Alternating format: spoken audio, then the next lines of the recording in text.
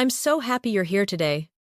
Whether you're listening while having your morning coffee, driving to work, taking a walk, or simply relaxing at home, this lesson is designed to help you speak English more naturally, more confidently, and with less stress.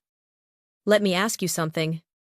Have you ever learned a lot of English words, studied grammar for years, and still felt stuck when it was time to actually speak? Maybe you know the vocabulary.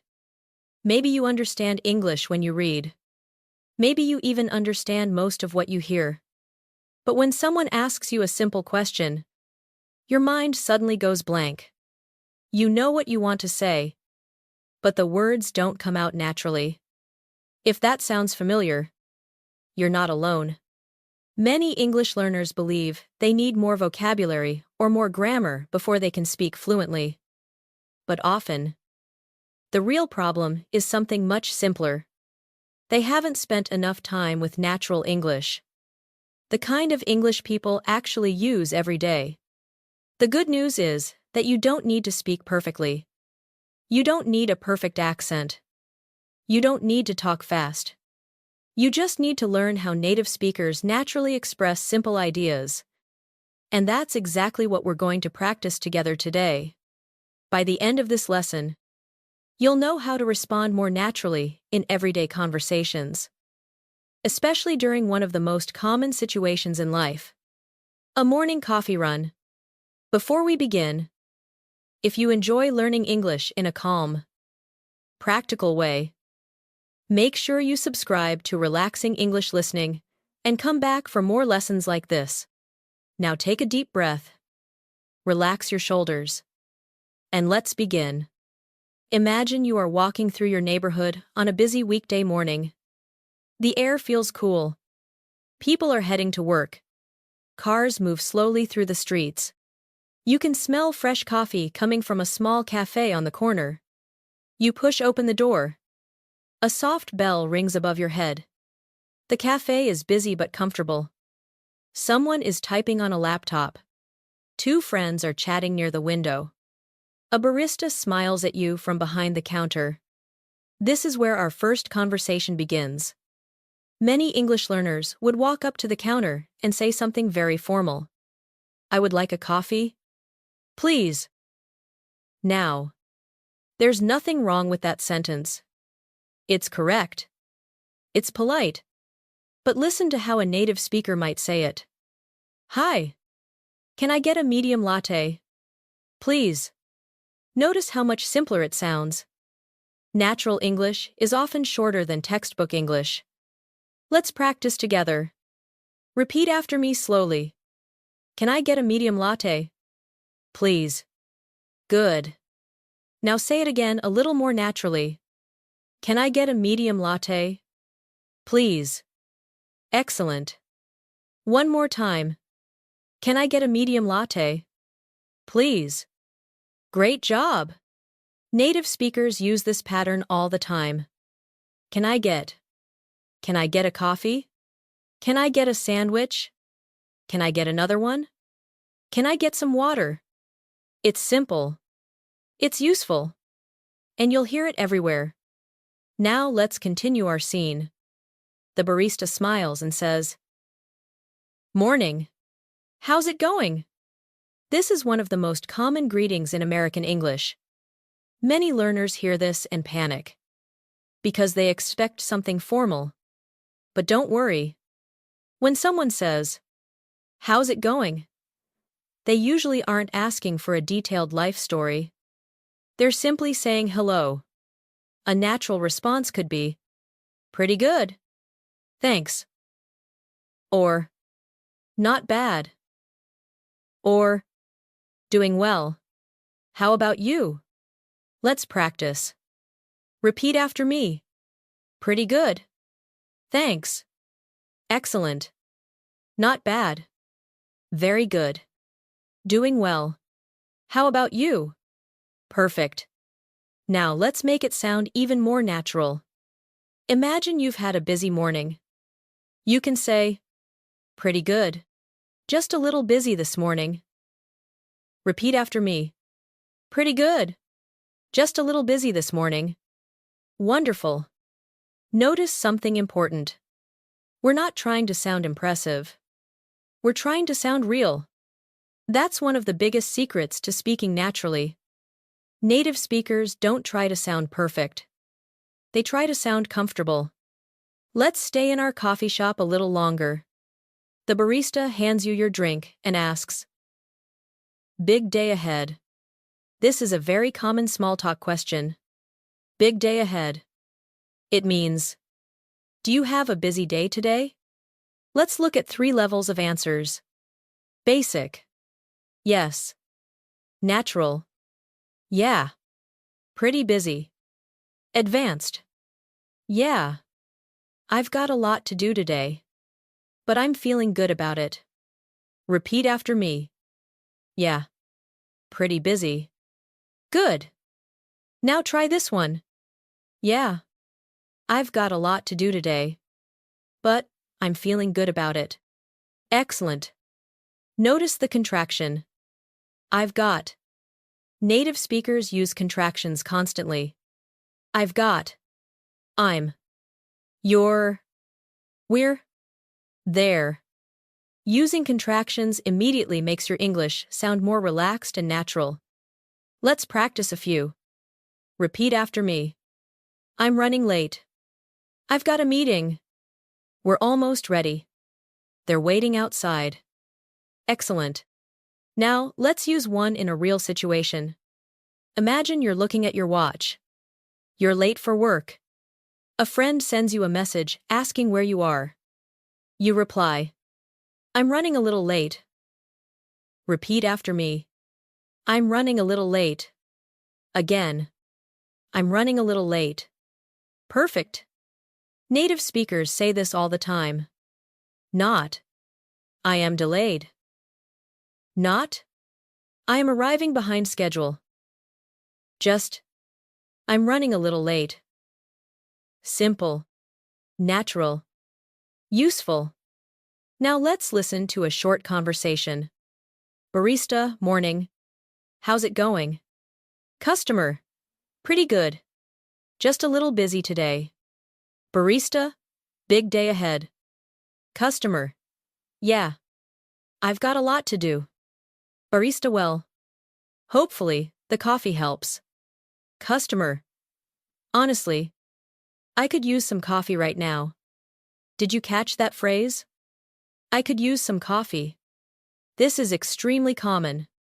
It means, coffee would help me, right now. Let's practice. Repeat after me. I could use some coffee. Very good. I could use a break. Excellent. I could use some sleep. Perfect. These phrases sound very natural because they communicate a feeling, not just information. Let's imagine another moment. You take your first sip of coffee. It's exactly what you needed. You smile and think, I needed this. Native speakers use this phrase all the time. I needed this. Maybe after a stressful day. Maybe after a workout. Maybe after finally sitting down to relax. Repeat after me. I needed this. Excellent. Now say it with emotion. I needed this. Very good. Pay attention to the feeling. Natural English isn't only about vocabulary. It's about emotion. The more emotion you connect to the language, the easier it becomes to remember. Let's continue. You're sitting by the window now. You look around the cafe. You hear someone talking on the phone. Another person laughs with a friend. A customer walks in and says, Morning. Not. Good morning, everyone. Just. Morning. One word. Simple. Natural. Let's practice some common morning greetings. Repeat after me. Morning. Hey. How's it going? Good to see you. How've you been? Nice to see you. Excellent. Most learners sound too formal here. Native speakers usually keep greetings short and relaxed. And here's something interesting. The shorter the greeting, the more natural it often sounds. Now, let's take this one step deeper. Imagine you see a coworker inside the cafe. They ask, "Ready for today?" You could answer, "I think so." Or, "As ready as I'll ever be." That's a very natural phrase. As ready as I'll ever be. It means, I may not feel completely ready, but this is the best I can do. Repeat after me. As ready as I'll ever be. Excellent. Again. As ready as I'll ever be. Wonderful. This is exactly the kind of phrase you'll hear in real life. And every small phrase you learn like this brings you one step closer to thinking in English instead of translating. Take a moment and think about how many useful expressions you've already practiced. Can I get? How's it going? Pretty good. I'm running late. I could use. I needed this. As ready as I'll ever be. That's real English. That's everyday English. And more importantly, these are phrases you can start using today. Before we finish this first part, I'd like you to do a quick challenge. Think about your own morning. Maybe you woke up early. Maybe you made breakfast. Maybe you rushed out the door. Maybe you're still drinking your coffee right now. Now, describe your morning using one simple English sentence. Just one. Take your time. Maybe you say, "I'm feeling pretty good today." Or, "I'm running a little late." Or, "I could use another cup of coffee." Wonderful. Every small sentence you repeat is training your brain to think in English. Not tomorrow. Not next month. Right now. And something interesting starts to happen when you practice this way. You stop translating. You stop searching for perfect grammar. You start communicating. And that's when English begins to feel natural. In the next part, our morning continues as we leave the coffee shop and head toward work, where you'll learn how native speakers handle small talk, casual conversations, and those short interactions that happen every single day. And you might be surprised by how little English you actually need to sound confident. You finish the last sip of your coffee, pick up your bag, and step outside. The morning air feels a little cooler now. People are moving quickly along the sidewalk. Some are checking their phones. Others are carrying coffee cups just like yours. The city feels awake. As you walk toward work, something important happens. You are surrounded by English. Not difficult English. Not textbook English. Just everyday English. And that's exactly the kind of English we're going to practice together. Many learners spend years studying complicated grammar, but still feel nervous during simple conversations at work. Why? Because real conversations move differently. People don't usually speak in perfect sentences. They speak naturally. They use short responses. They react quickly. They use expressions they've repeated thousands of times. Today, you're going to learn some of those expressions. Imagine you arrive at your office building. The elevator doors open. A coworker walks in and smiles. They say, "Morning." You smile back. What do you say? Many learners freeze here. Not because the English is difficult, because they haven't practiced simple moments enough. Let's start with a basic response. Morning. That's it. One word. Very natural. Repeat after me. Morning. Excellent. Again. Morning. Now let's make it slightly warmer. Morning. How's it going? Repeat after me. Morning. How's it going? Very good. One more time. Morning. How's it going? Excellent. Notice something. The sentence is simple, but it creates connection. Native speakers often focus more on connection than complexity. Now imagine your coworker replies, "Pretty good. How about you?" A natural answer could be, "Doing well. Thanks." Repeat after me. Doing well. Thanks. Great. Now a slightly more natural version. Doing well. Thanks. Just getting started. Repeat after me. Doing well. Thanks. Just getting started. Excellent. This phrase is extremely common. Just getting started. Maybe you're beginning work. Maybe you're beginning a project. Maybe you're beginning your day. Let's practice again. Just getting started. Wonderful. Now listen to this short conversation.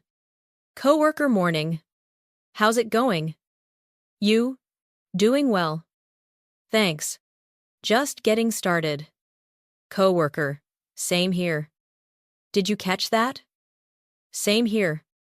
Very common. Very useful. Repeat after me. Same here. Again. Same here. Excellent. If someone says they're tired, and you're tired too, you can say, "Same here." If someone says they're busy, and you're busy too, "Same here." Simple. Natural. Now let's continue. You arrive at your desk. You turn on your computer. A coworker walks by and asks, "Busy morning." This is another very common question. Notice they don't ask, "Are you having a busy morning?" They simply ask, "Busy morning." Native speakers often shorten questions. Let's practice. Repeat after me. Busy morning. Good. Now let's answer naturally. Yeah. Pretty busy. Repeat after me. Yeah. Pretty busy. Excellent. Now let's upgrade it. Yeah. Pretty busy. I've got a few things to finish before lunch. Repeat after me. Yeah. Pretty busy. I've got a few things to finish before lunch. Wonderful. Notice the phrase, "I've got a few things to finish." Native speakers say this all the time. Not, "I possess several tasks."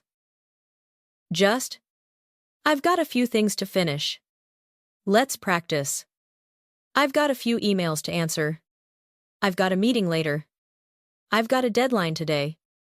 Excellent. You are starting to sound more natural already. And here's something important. Every time you repeat these phrases, your brain starts building automatic pathways. Little by little, you're creating English habits. Not translation habits. English habits. Now imagine it's about an hour later. You're working when someone walks over and says, "Got a minute?"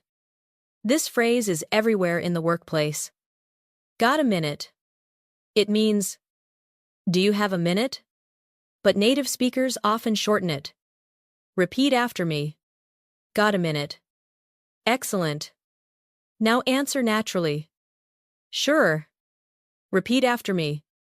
Sure. Good. Of course. Very good. What's up? Excellent. Now listen carefully. Coworker. Got a minute? You? Sure. What's up? Coworker. I just wanted to ask you something. Notice how relaxed the conversation feels. Short. Simple. Natural. Many learners try to create long sentences when short ones sound much better. Now let's move a little deeper into workplace small talk. Imagine you're walking toward the break room. You see a coworker making tea. They look a little tired. You ask, "Everything okay?" Repeat after me.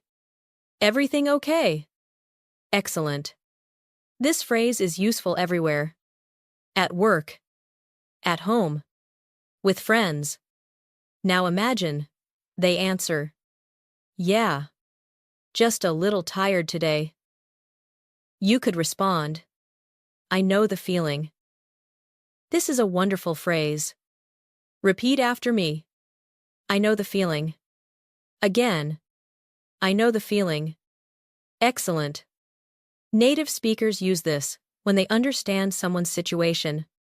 Let's try another example. Friend, I'm exhausted. I know the feeling. Coworker, I've been really busy lately. I know the feeling. Simple. Natural. Human. And that's what good communication is. Not perfect English. Human English. Let's do some shadowing practice.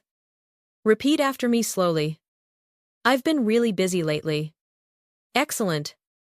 Now again, more naturally. I've been really busy lately. Wonderful. One more time. I've been really busy lately. Great. Notice how the words connect together. Native speakers rarely separate every word. The rhythm matters. The flow matters. Now imagine it's almost lunchtime. You and a coworker are talking near the window. The weather looks beautiful outside.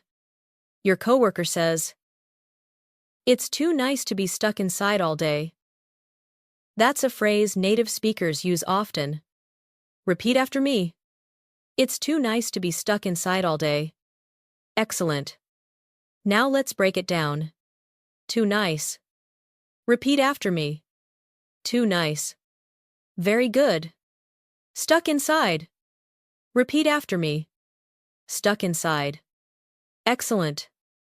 Now, put it together. It's too nice to be stuck inside all day. Wonderful.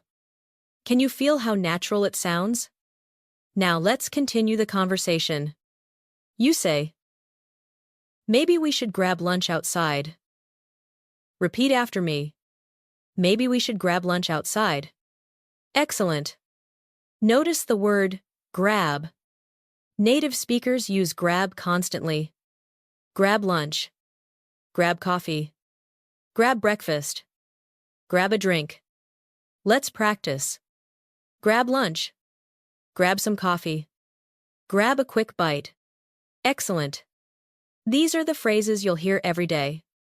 And something interesting happens when you learn real phrases instead of isolated vocabulary. You start understanding conversations faster because native speakers think in chunks, not individual words. Now imagine lunch is getting closer. People around you seem excited. The energy changes. Conversations become lighter. Someone says, any plans for the weekend? This is one of the most common small talk questions in English. Repeat after me. Any plans for the weekend? Excellent. Now, let's build 3 levels of answers. Basic. Yes. Natural. Not yet. Advanced. Not yet. But I'm thinking about going hiking. Repeat after me. Not yet. Excellent. Not yet. But I'm thinking about going hiking. Wonderful. Let's try another one. Any plans for the weekend? You answer. Honestly, I'm just looking forward to relaxing. Repeat after me. Honestly, I'm just looking forward to relaxing. Excellent. Looking forward to. Very important phrase. Repeat after me. Looking forward to. Again. Looking forward to. Native speakers use it constantly. I'm looking forward to the weekend. I'm looking forward to seeing my family. I'm looking forward to the trip. Wonderful. Now let's pause for a moment. Think about how many useful workplace phrases you've learned already. Morning. How's it going? Same here. Busy morning. Got a minute. What's up? Everything okay? I know the feeling. Grab lunch. Any plans for the weekend? Looking forward to. These aren't difficult phrases, but they're powerful because they're real. Most learners focus on difficult English. Native speakers focus on useful English. And useful English creates confidence. Let's do one final conversation together. Imagine you're leaving your desk for lunch. Coworker. Busy morning. You. Yeah. Pretty busy. Coworker. Same here. You got a lot done. Though. Coworker nice. Any plans for lunch? You. I'm thinking about grabbing something outside. Coworker. Sounds good? You want to come. Coworker. Sure. Excellent. Did you notice something? Nothing in that conversation was complicated. But it sounded natural. And that's exactly our goal. Before we continue our day, I'd like you to think about your own workday, your school day, or your daily routine. Now it's your turn. Answer this question in your mind. Busy morning. Maybe your answer is, yeah, pretty busy. Or, not really. It's been a quiet day. Or, a little busy, but not too bad. Wonderful. Every answer you create is another step toward thinking directly in English. And in the next part, something unexpected is about to happen. Just as lunch begins, a message appears on your phone from someone you haven't heard from in a very long time. And that simple message will open the door to a completely different kind of conversation. One filled with memories, emotions, and some of the most useful English expressions native speakers use when reconnecting with old friends. You leave your desk and finally take a breath. The morning has gone by faster than expected. Emails, meetings, messages, small conversations. Nothing unusual, but enough to keep you busy. As you stand up and grab your phone, a notification suddenly appears on the screen. You glance down. At first, you don't recognize the name. Then your eyes widen. Wait a second. Could it really be them? You open the message. It's from someone you haven't spoken to in years. An old friend. Someone you used to see almost every day. Someone who knew you before your current job. Before your current routine. Maybe even before your current life. The message says, "Hey, it's been forever. How have you been?" And just like that, a very common real-life English situation begins. Reconnecting with an old friend. This type of conversation happens all the time. And it contains some of the most useful expressions in everyday English. Let's start with the first phrase. It's been forever. Repeat after me slowly. It's been forever. Excellent. Again. It's been forever. Very good. Native speakers say this constantly when they haven't seen someone for a long time. It doesn't literally mean forever. It simply means a very long time. Let's practice another variation. It's been ages. Repeat after me. It's been ages. Wonderful. Both phrases sound very natural. Now imagine you're responding to your friend. You could say, "Wow. It's been forever." Repeat after me. Wow. It's been forever. Excellent. Notice the word wow. Native speakers use small emotional reactions constantly. Wow. Really? No way. Seriously. That's amazing. These little reactions make conversations feel alive. Let's practice. Repeat after me. Wow. Really? No way. Seriously? Excellent. Now listen to this short exchange. Friend, hey. It's been forever. You. Wow. It really has. Friend, how have you been? You. Pretty good. How about you? Simple. natural, comfortable. Now, let's focus on another extremely common question. How have you been? Many learners know this phrase, but they're often unsure how to answer naturally. A textbook answer might sound like this: I have been fine.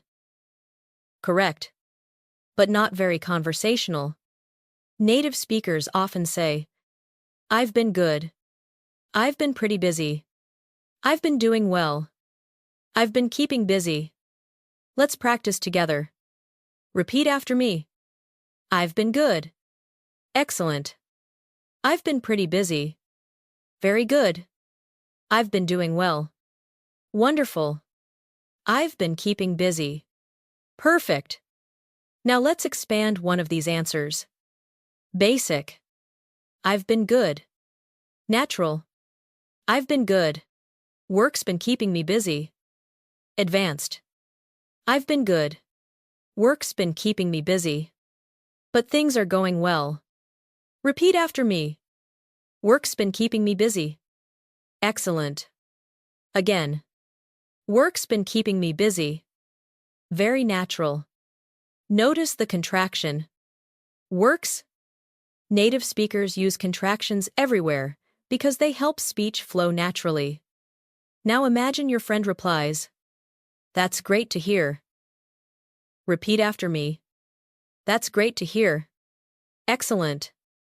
This phrase appears constantly in real conversations. Someone gets a new job. That's great to hear. Someone feels better. That's great to hear. Someone achieved a goal.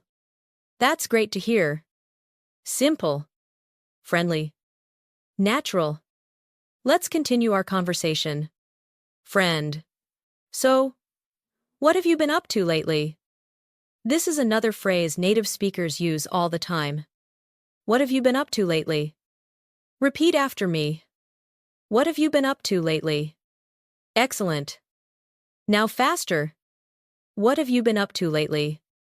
Wonderful. This question means, what have you been doing recently? Let's practice some natural responses. I've been working a lot lately. I've been spending more time with family. I've been trying to stay active. I've been learning new things. Excellent. Now, let's create a fuller answer. I've been working a lot lately. But I've also been trying to make more time for myself. Repeat after me. I've been working a lot lately. But I've also been trying to make more time for myself. Very good. Did you notice something? Native speakers often balance information. One positive thing. One challenge. One feeling. That's how conversations feel natural. Now imagine your friend says, Remember when we used to hang out after class? Immediately, the conversation shifts. You're no longer talking about today. You're talking about memories. This is where emotional English becomes important. You smile and answer, Yeah. Those were good times. Repeat after me. Those were good times. Excellent. Again. Those were good times. Wonderful. Native speakers often use short emotional sentences like this. Not because they're complicated. Because they're honest. Let's practice a few more. That brings back memories. Repeat after me. That brings back memories. Excellent. I can't believe that was so long ago. Repeat after me. I can't believe that was so long ago. Very good. Time flies. Repeat after me. Time flies. Excellent.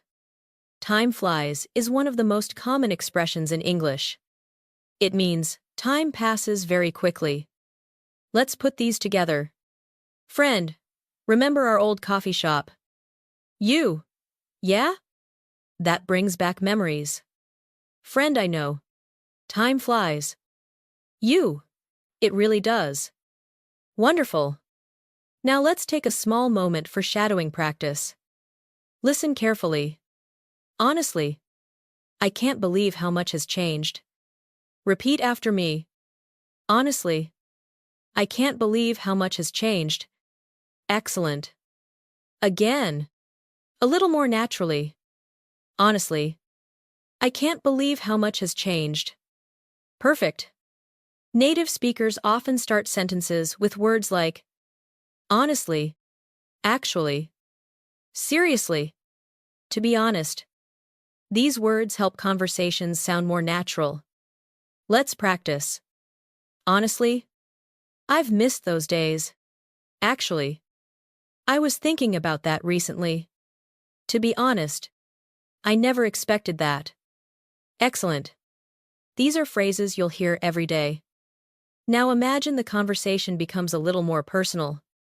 Your friend asks, "Are you still living in the same city?"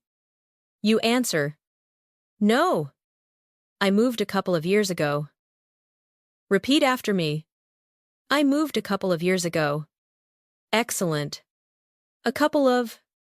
Very common phrase. It means approximately 2. Native speakers say it constantly. A couple of days. A couple of weeks. A couple of years.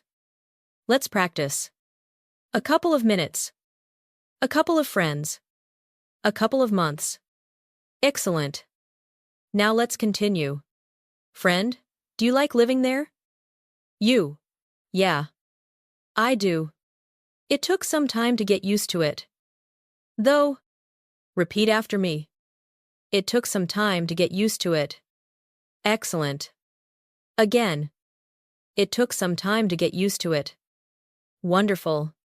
This phrase is incredibly useful. Get used to.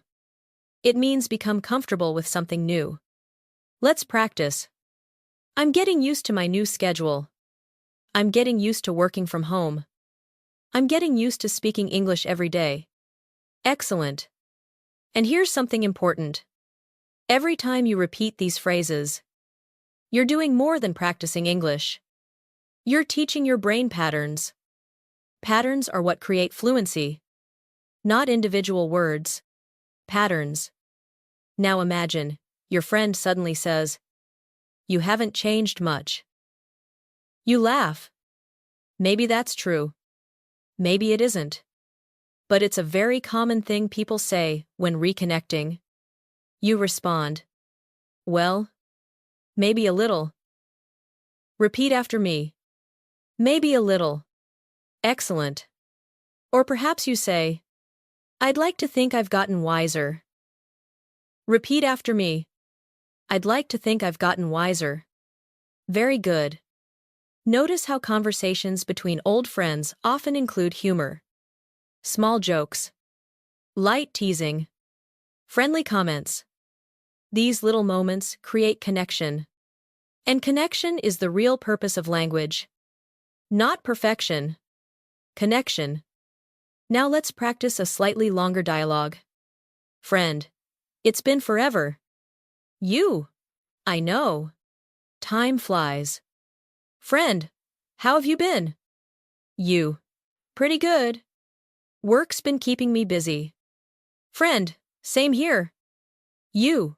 What have you been up to lately? Friend. Mostly working and spending time with family.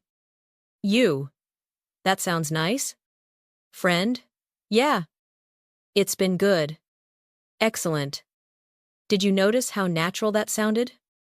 No difficult vocabulary. No complicated grammar. Just real English. The kind people actually use. Let's take this one step deeper. Imagine you're feeling genuinely happy to hear from this person. Native speakers often express that feeling with simple phrases. It's so good to hear from you. Repeat after me. It's so good to hear from you. Excellent. I've missed talking to you. Repeat after me. I've missed talking to you. Wonderful. We should catch up sometime. Repeat after me. We should catch up sometime. Excellent. Catch up is a very important phrasal verb. When old friends meet and talk about their lives, they catch up. Let's practice. Let's catch up soon. We should catch up sometime.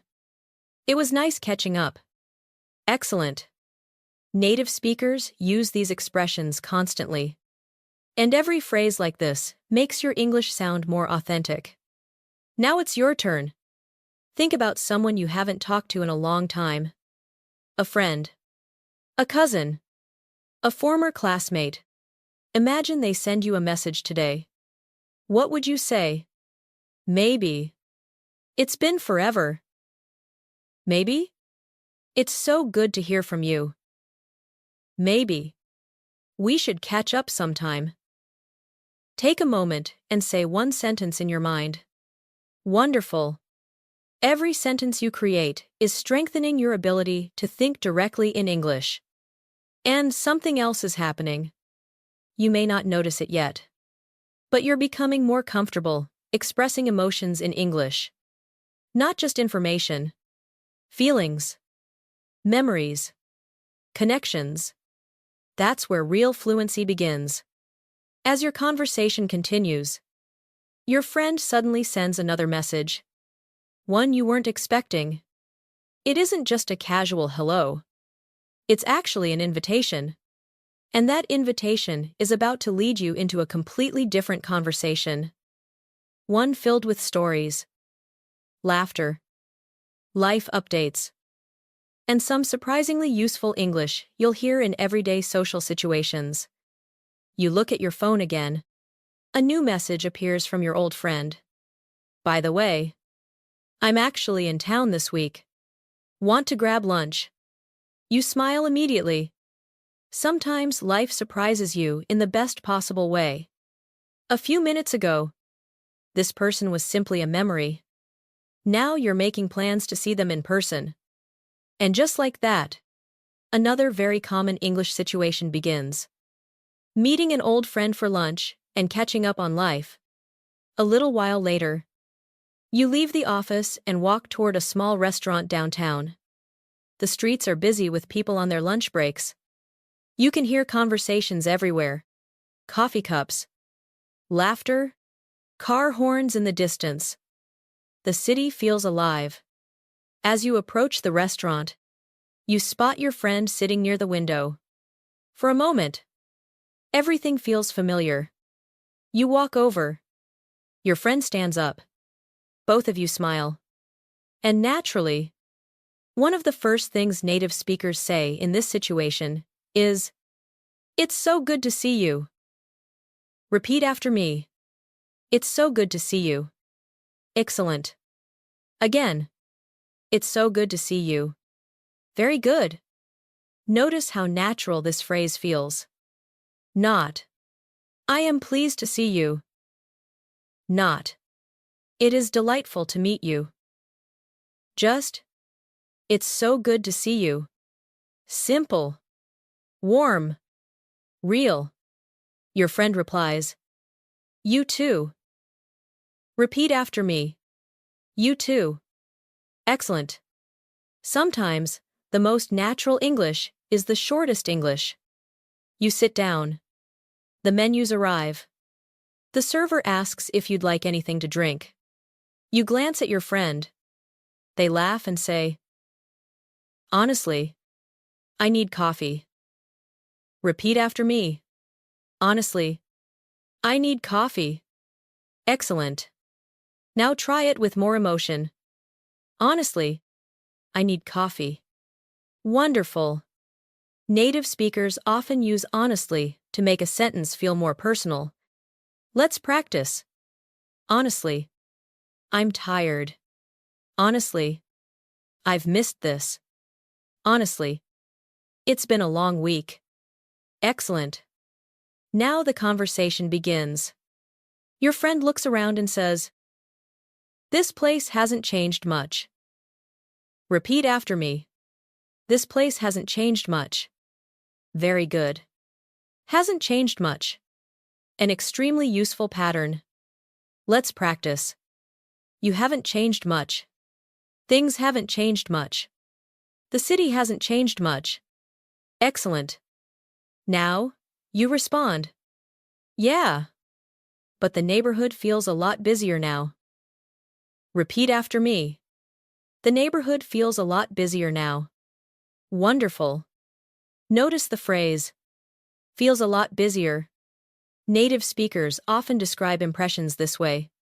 It feels different. It feels quieter. It feels busier. It feels strange. Let's practice. It feels different. It feels strange. It feels familiar. It feels right. Excellent. Now imagine your friend asks a very common question. So, what's new? Just 3 words. What's new? Repeat after me. What's new? Excellent. This question appears constantly in casual conversations. And here's something important. Native speakers rarely answer this question with one specific event. Usually, they talk generally about their lives. For example, not much. I've just been busy with work lately. Repeat after me. Not much. I've just been busy with work lately. Excellent. Or maybe, I've been working on a few new projects. Repeat after me. I've been working on a few new projects. Wonderful. Notice the phrase, working on. Very common. I'm working on a project. I'm working on my English. I'm working on a new goal. Let's practice. I'm working on my confidence. I'm working on a presentation. I'm working on a few things right now. Excellent. These are the kinds of phrases native speakers use every day. Now the food arrives. The smell is amazing. You haven't realized how hungry you are until this moment. Your friend laughs and says, "You look starving." This is a great everyday expression. Starving. Repeat after me. I'm starving. Excellent. Again. I'm starving. Of course. It doesn't literally mean you're dying from hunger. It simply means you're very hungry. Native speakers use exaggeration constantly. Let's practice a few. I'm starving. I'm exhausted. I'm freezing. I'm dying for a coffee. Excellent. These expressions make English sound more emotional and natural. Now imagine you're halfway through lunch. The conversation becomes more personal. Your friend asks, "Are you happy with your job?" That's a bigger question.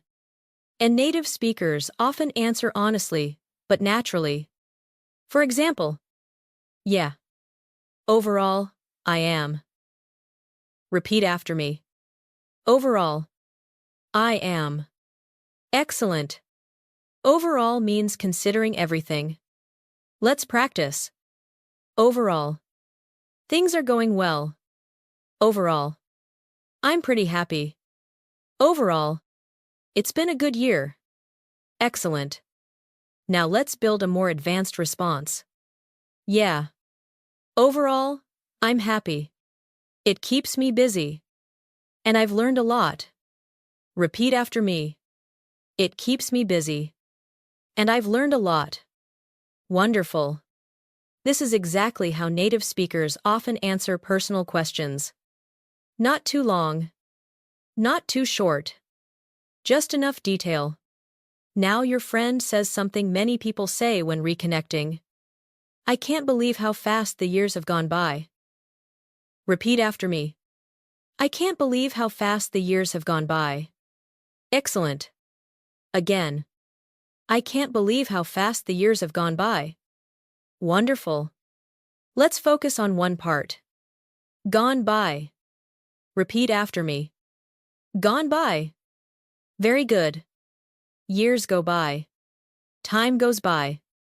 Life goes by. This expression appears everywhere. Now let's practice a short emotional conversation. Friend. I can't believe how fast the years have gone by. I know. It feels like yesterday. Repeat after me. It feels like yesterday. Excellent. Native speakers love this phrase. It means something feels recent, even though it happened long ago. Let's practice. It feels like yesterday. It feels like just last week. It feels like no time has passed. Wonderful. Can you hear how natural these phrases sound? This is the kind of English that creates connection. And that's what conversations are really about. Connection, not perfection. Now let's do a little shadowing practice. Listen carefully. Honestly, I never thought we'd be sitting here again after all these years. Repeat after me.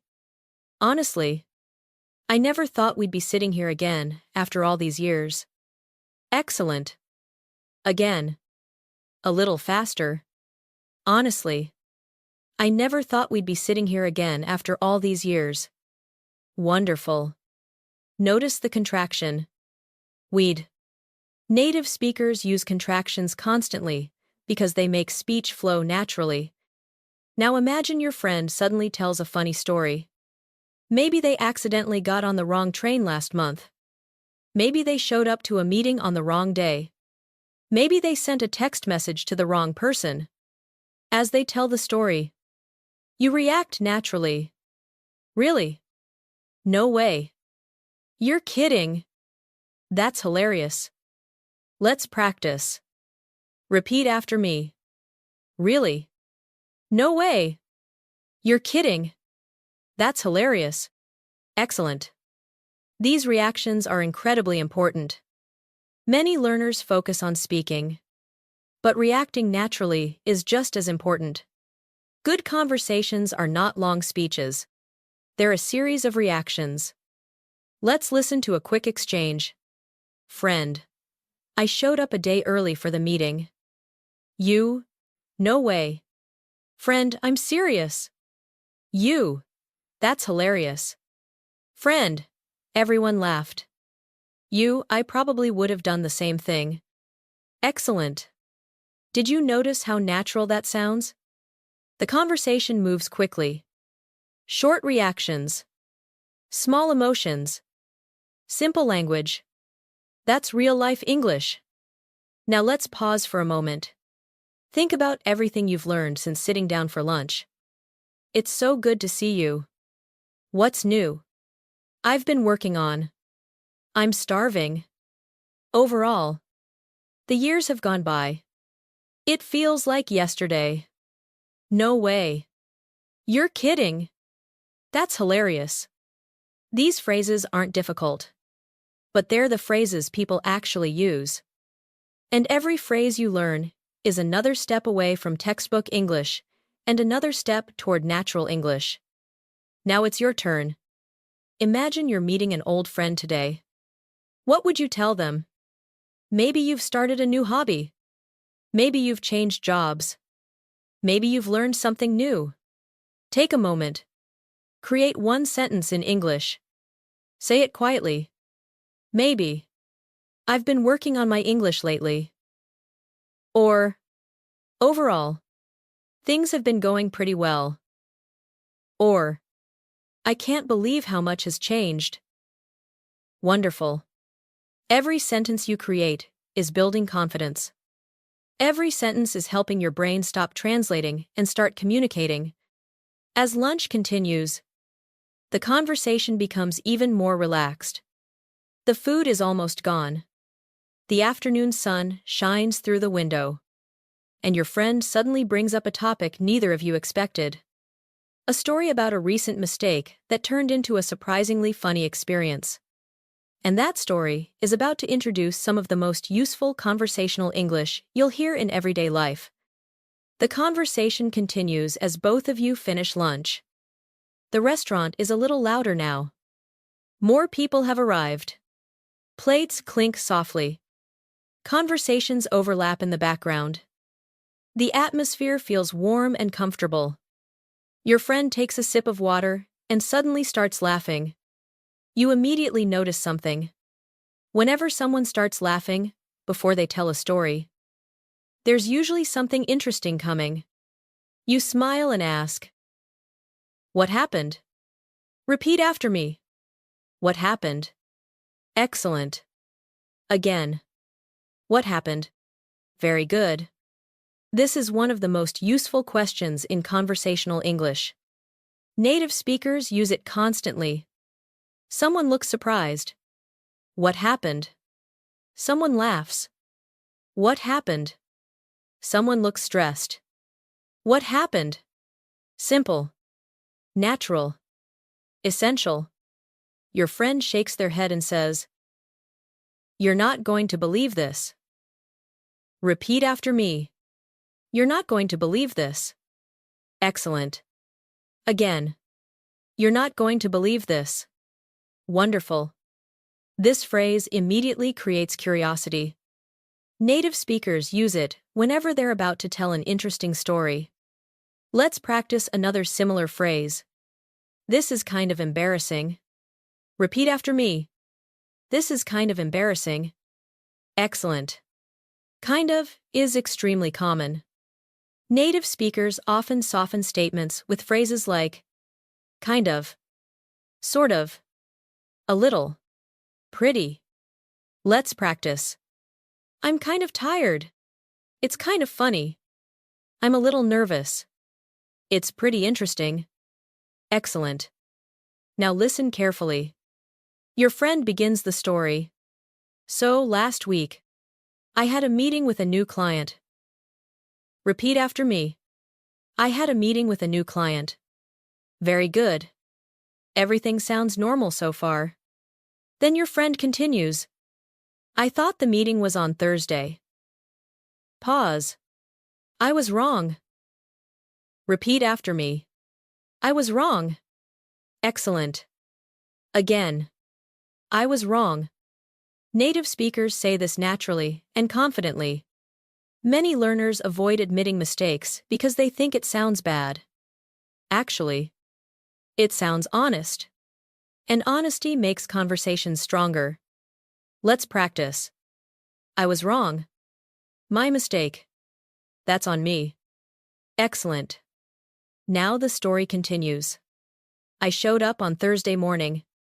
Walked into the office. And nobody was there. Immediately, you react. No way. Repeat after me. No way. Excellent. Again. No way. Wonderful. This is one of the most common reactions in spoken English. No way. It expresses surprise. Let's practice. No way. Seriously. You're kidding. That's crazy. Excellent. Now your friend continues. I checked my calendar and realized the meeting was actually scheduled for Friday. You laugh.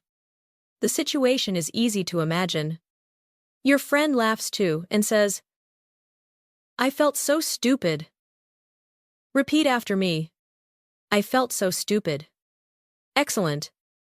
Now let's make it more natural. I felt so stupid at the time. Repeat after me. I felt so stupid at the time. Wonderful.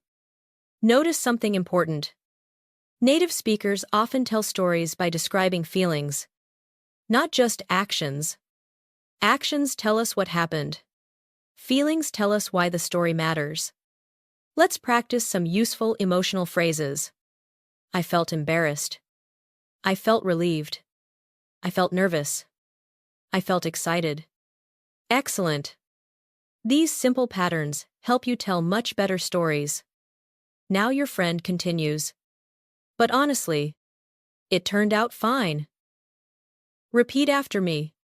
It turned out fine. Excellent. Again. It turned out fine. Very natural. Turned out is a phrasal verb you'll hear constantly. Let's practice. Everything turned out okay. It turned out better than expected. Things turned out fine. Excellent. Native speakers use this phrase whenever they talk about the final result of a situation. Now, let's build a longer sentence. At first, I was worried. But everything turned out fine. Repeat after me. At first, I was worried. But everything turned out fine. Wonderful. This pattern appears everywhere in English storytelling. At first, but.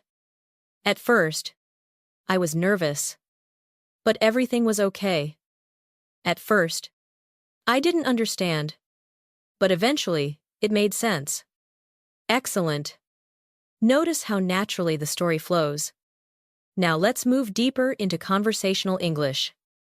Your friend finishes the story and laughs. You reply, honestly, that sounds like something I would do. Repeat after me. That sounds like something I would do. Excellent. Again. That sounds like something I would do. Wonderful. Native speakers love this phrase. It creates connection. Let's practice. That sounds like something I'd do. That sounds like my brother. That sounds exactly like her. Excellent. These expressions make conversations feel personal. Now imagine your friend asks you, have you ever done something like that? This is another very common question. Have you ever? Repeat after me. Have you ever done something like that? Excellent. Now, let's answer naturally. Actually. Yes. Repeat after me. Actually. Yes. Very good. Actually is one of the most common conversation starters. Actually. I have. Actually. I did. Actually. That's happened to me before. Excellent. Now imagine your own story. Maybe you forgot an appointment. Maybe you left your phone somewhere. Maybe you walked into the wrong room. You begin your story. One time, I accidentally left my phone at a restaurant. Repeat after me. I accidentally left my phone at a restaurant. Excellent. Notice the word accidentally. Repeat after me. Accidentally. Wonderful. Native speakers often tell stories involving mistakes, because mistakes are relatable. Everyone makes them. That's why these stories create connection. Now let's continue. You say, I didn't realize it until I got home. Repeat after me. I didn't realize it until I got home. Excellent. Realize is a very useful word. Let's practice. I didn't realize that. I suddenly realized. That's when I realized. Excellent. Now imagine your friend reacts. Oh no. Repeat after me. Oh no. Very good. Simple reactions like this are incredibly important. Many learners focus too much on speaking long sentences. But real conversations depend on reactions. Let's practice some natural reactions. Oh no. That's awful. That's hilarious. That's amazing. No kidding. Excellent. Now your story continues. You say, I rushed back to the restaurant. Repeat after me. I rushed back. Excellent. Rush means move very quickly. Let's practice. I rushed home. I rushed to work. I rushed back. Wonderful. Now finish the story. Luckily, someone had found it. Repeat after me. Luckily, someone had found it. Excellent. Luckily is another very useful storytelling word. Let's practice. Luckily, everything was okay. Luckily, I found it. Luckily, nobody was hurt. Excellent. Notice how stories naturally create opportunities to learn useful vocabulary. Not isolated words. Words connected to emotions and experiences. Now, let's do a short shadowing exercise. Listen carefully. Last month, I accidentally left my phone at a restaurant. I didn't realize it until I got home. I rushed back as fast as I could. But luckily, someone had already found it and kept it safe. Now repeat after me. Last month, I accidentally left my phone at a restaurant. I didn't realize it until I got home. I rushed back as fast as I could. But luckily, someone had already found it and kept it safe. Excellent. Again. A little more naturally. Wonderful. Can you feel the rhythm? This is how native speakers tell everyday stories. Simple event. Problem. Emotion. Solution. That's the pattern. And once you learn the pattern, storytelling becomes much easier. Now your lunch conversation continues. The two of you are laughing. The tension is gone. The conversation feels effortless. Your friend smiles and says, "You know what, I kind of miss these conversations." Repeat after me. I kind of miss these conversations. Excellent. Miss in English doesn't only mean fail to catch something. It also means wishing you still had something. Let's practice. I miss those days. I miss my hometown. I miss seeing everyone. Excellent. These phrases carry emotion. And emotional language is what makes English memorable. Now let's pause for a moment. Think about all the English you've practiced in this conversation. What happened? You're not going to believe this. I was wrong. I felt embarrassed. It turned out fine. That sounds like something I'd do. Actually. Yes. I didn't realize it. Luckily. I kind of miss those days. These are real phrases. The kind you hear every day. And every phrase brings you closer to speaking naturally. Now it's your turn. Think about a funny mistake you've made. Maybe something small. Maybe something embarrassing. Maybe something you laugh about now. Try describing it with one simple sentence in English. Take a moment. Maybe. I accidentally forgot my keys. Or, I showed up on the wrong day. Or, I left my phone somewhere. Excellent. Every story you tell helps your brain become more flexible in English. And as the lunch conversation continues, the afternoon begins to unfold. Neither of you notices how quickly time is passing. But suddenly, your phone vibrates. A new notification appears. This one isn't from a friend. It's from a company you've been trying to contact for days. And what happens next will introduce one of the most practical, real-life English situations of all: solving a problem over the phone. Your phone vibrates again. At first, you ignore it. You're still sitting with your friend, enjoying the conversation. But a few seconds later, it vibrates again. You glance at the screen. This time, it's a notification from a company you've been trying to contact. Immediately, you remember the problem. A few days ago, you ordered something online. The delivery was supposed to arrive yesterday. It never showed up. You've been meaning to call customer service, but you've been busy. Now seems like the perfect time. You apologize to your friend for a moment and step outside the restaurant. The afternoon air feels warm. People are walking past. Cars move slowly along the street. You find a quiet spot near a bench and make the call. And just like that, we enter one of the most practical English situations you'll ever face. Solving a problem over the phone. Many English learners feel nervous when speaking on the phone. Why? Because there are no facial expressions, no body language, no visual clues, only words. But the good news is that customer service conversations follow predictable patterns. Once you learn those patterns, they become much easier. The phone rings. A representative answers. Hello. Thank you for calling customer support. How can I help you today? This is one of the most common opening questions. How can I help you today? Repeat after me. How can I help you today?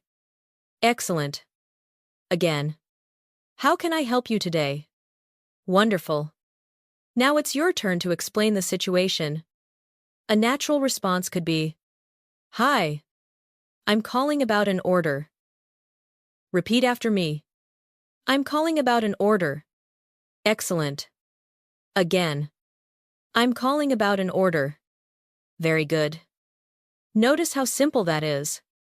Many learners try to explain everything immediately. Native speakers usually start with a short overview.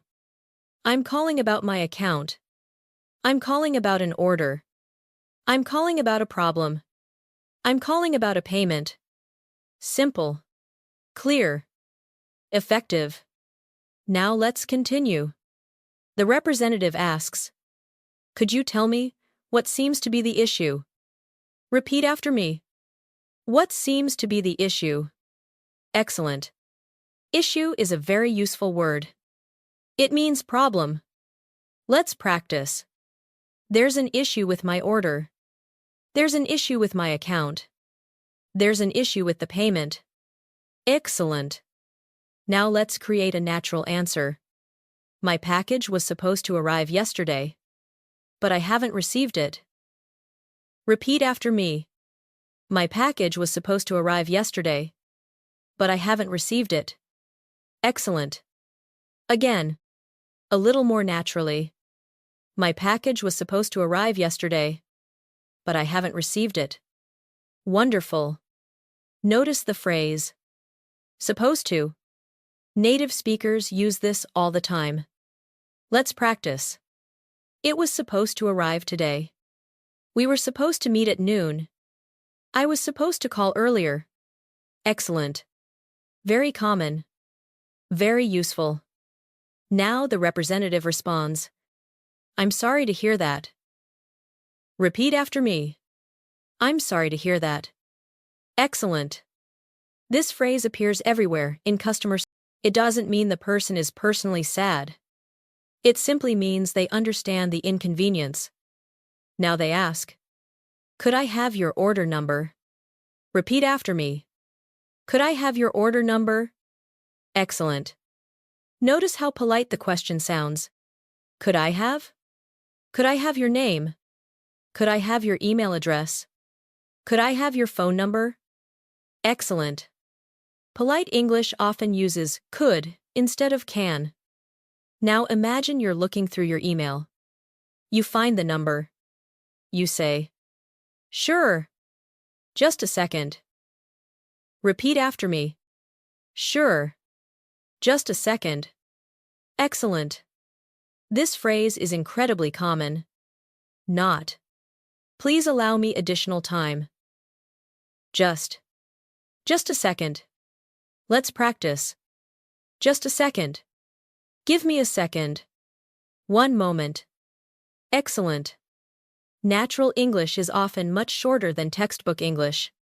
Now the representative checks your information. There's a brief pause. Then they say, "Thank you for waiting." Repeat after me. Thank you for waiting. Excellent.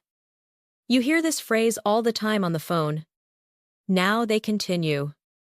It looks like there was a delay. Repeat after me. It looks like there was a delay. Excellent. Delay is a useful word. Let's practice. There was a delay. The flight was delayed. The shipment was delayed. Excellent. Now imagine you're disappointed. A natural response might be, "Oh. I see." Repeat after me. "Oh. I see." Excellent. Notice how native speakers often use small responses like this. "Oh. I see." And comment. Got it. That makes sense. Okay. These phrases help conversations flow naturally. Let's practice. That makes sense. Repeat after me. That makes sense. Excellent. Got it. Very good. I understand. Wonderful. Now let's continue. The representative explains. The package should arrive tomorrow. Repeat after me. The package should arrive tomorrow. Excellent. Now let's upgrade your response. Okay. Thanks for letting me know. Repeat after me. Thanks for letting me know. Excellent. This is an extremely useful phrase. Let's practice. Thanks for letting me know. Thanks for telling me. Thanks for the update. Excellent. These phrases appear constantly in daily conversations. Now imagine there's another problem. You check the tracking information and notice something strange. The delivery address is incorrect. Now you need to explain the issue. You say, "Actually, I think there's another problem." Repeat after me. Actually, I think there's another problem. Excellent. Notice the word actually. Native speakers use it constantly when introducing new information. Actually, I have a question. Actually, I need some help. Actually, there's another issue. Excellent. Now let's continue. You explain. The address doesn't look right. Repeat after me. The address doesn't look right. Excellent. This phrase is extremely natural. Doesn't look right. Let's practice. That doesn't look right. Something doesn't seem right. This doesn't feel right. Excellent. These expressions are useful far beyond customer service. Now the representative checks again.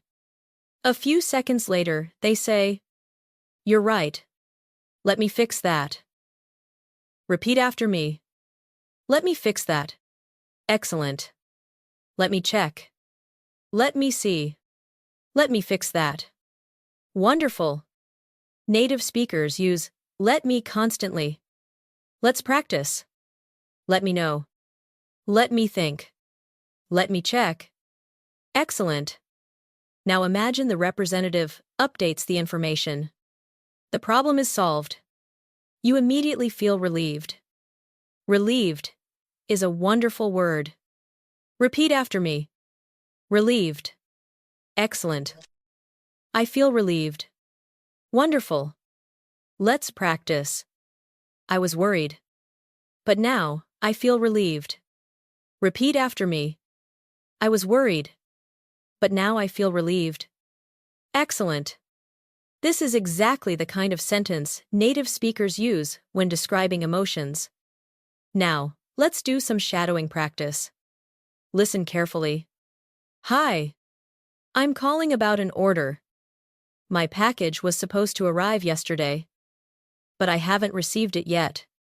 I checked the tracking information, and I think there's a problem with the address. Now, repeat after me. Hi. I'm calling about an order. My package was supposed to arrive yesterday, but I haven't received it yet. I checked the tracking information, and I think there's a problem with the address. Excellent. Again. A little more naturally. Wonderful. Can you feel the rhythm? This is practical English. The kind you can use immediately in real life. Now let's imagine the call is ending. The representative says, "Is there anything else I can help you with today?" Repeat after me. Is there anything else I can help you with today? Excellent. A natural response is, "No. That's everything." Repeat after me. That's everything. Excellent.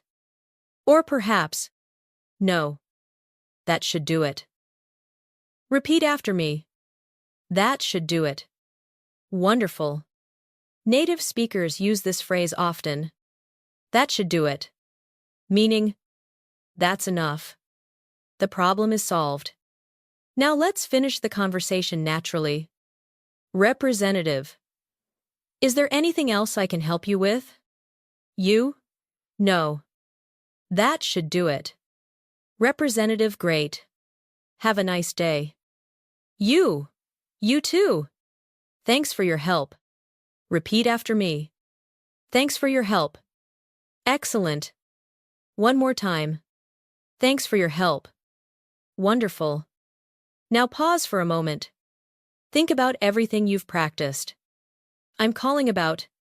There seems to be a problem. It was supposed to. Just a second. There was a delay. That makes sense. Thanks for letting me know. Let me check. I feel relieved. That should do it. These are real-world phrases. The kind native speakers use every day.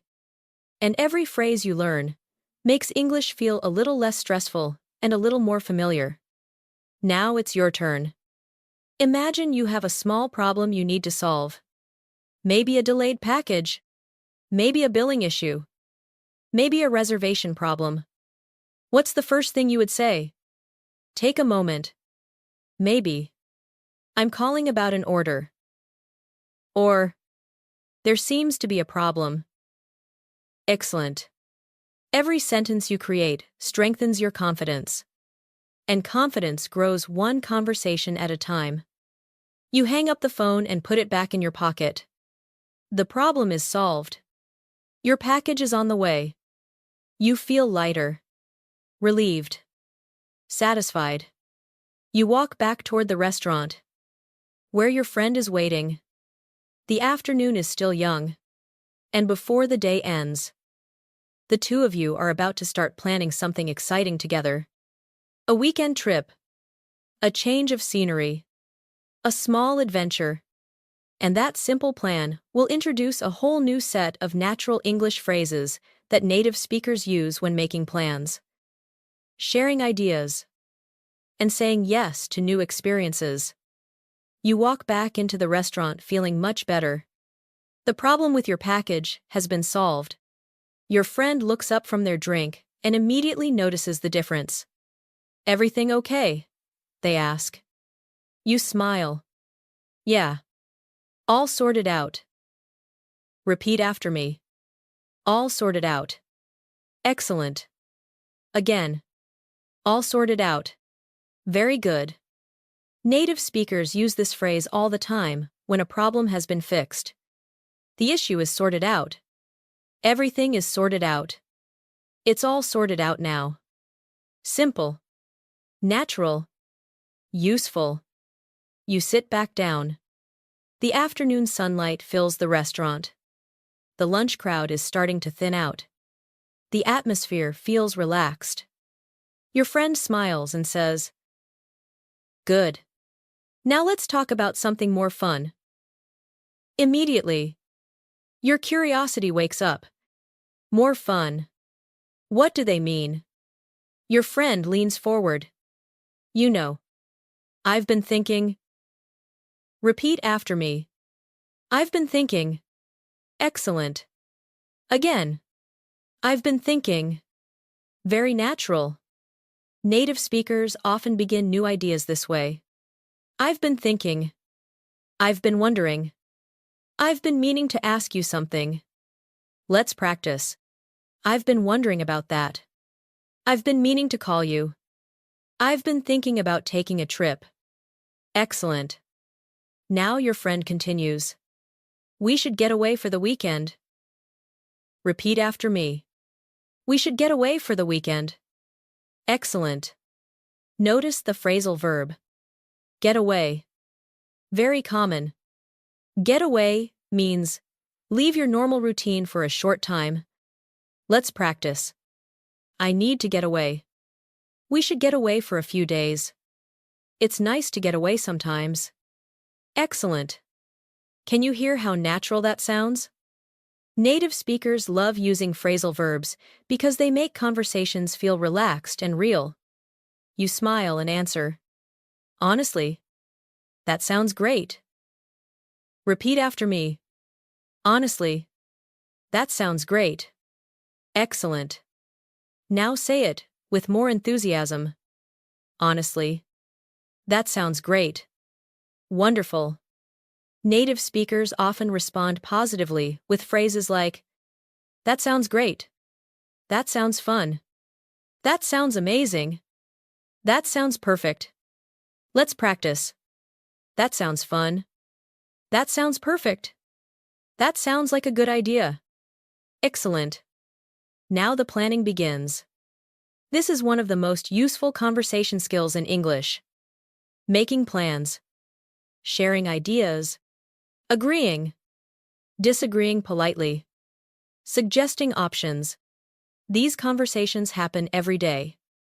Your friend asks, So where should we go? Repeat after me.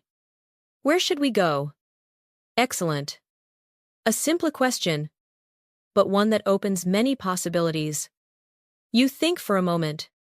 Then you say, maybe somewhere near the coast. Repeat after me. Maybe somewhere near the coast. Excellent. Notice the word maybe. Native speakers use it constantly when making suggestions. Maybe we should leave early. Maybe we could stay overnight. Maybe we should try something different. Excellent. Suggestions often sound softer, with maybe. Now your friend responds, that could be nice. Repeat after me. That could be nice. Excellent. Could be is another very natural phrase. Let's practice. That could work. That could be fun. That could be interesting. Excellent. Native speakers rarely sound completely certain when brainstorming. They leave room for discussion. That's why phrases like maybe and could be appear so often. Now imagine the conversation continues. Friend, maybe we could rent a cabin. You, that could be fun. Friend, or maybe a small beach town. You, yeah, I'd be up for that. Did you catch the phrase? I'd be up for that. Repeat after me. I'd be up for that. Excellent. Again. I'd be up for that. Wonderful. This phrase means, I would be interested in doing that. I would enjoy that. Let's practice. I'd be up for that. I'd be up for trying something new. I'd be up for a road trip. Excellent. Native speakers use this expression constantly. Now let's build some natural responses. Someone says, want to grab dinner? You answer, yeah, I'd be up for that. Someone says, want to go hiking? You answer, sure, I'd be up for that. Excellent. Now your friend takes out their phone. They start looking at possible destinations. The energy shifts. Planning becomes more real. Suddenly, it isn't just an idea. It's becoming a plan. Your friend says, let's figure it out. Repeat after me. Let's figure it out. Excellent. Again. Let's figure it out. Wonderful. Figure out is one of the most common phrasal verbs in English. Let's practice. We'll figure it out. I'm trying to figure it out. We'll figure something out. Excellent. Native speakers use this phrase constantly when solving problems or making plans. Now imagine your friend asks, what kind of trip are you looking for? This is a very natural question. Looking for. Repeat after me. What are you looking for? Excellent. I'm looking for something relaxing. Repeat after me. I'm looking for something relaxing. Wonderful. Let's practice. I'm looking for a quiet place. I'm looking for a good restaurant. I'm looking for something different. Excellent. Notice how useful this structure is. You can use it almost anywhere. Now your friend says, I could really use a break. Repeat after me. I could really use a break. Excellent. You learned a similar phrase earlier. I could use some coffee. Now we're expanding the pattern. I could use a vacation. I could use some rest. I could use a day off. Excellent. Native speakers use this constantly to express needs and feelings. Now let's pause for a quick shadowing exercise. Listen carefully. Honestly, I could really use a break. Work has been busy lately, and it would be nice to get away for a couple of days. Now repeat after me. Honestly, I could really use a break. Work has been busy lately, and it would be nice to get away for a couple of days. Excellent. Again. More naturally. Wonderful. Notice the rhythm. This is exactly how real conversations sound. Now let's continue. The planning becomes more detailed. Your friend asks, "When should we leave?" Repeat after me. "When should we leave?" Excellent. You answer, "The earlier, the better." Repeat after me. "The earlier, the better." Wonderful. This expression is extremely common. The sooner, the better. The earlier, the better. The faster, the better. Excellent. Let's practice. The sooner, the better. Very good. Native speakers use this pattern all the time. Now imagine the conversation speeds up a little. Ideas begin bouncing back and forth. "Friend, we could leave Friday evening." "You? That works for me." Repeat after me. "That works for me." Excellent.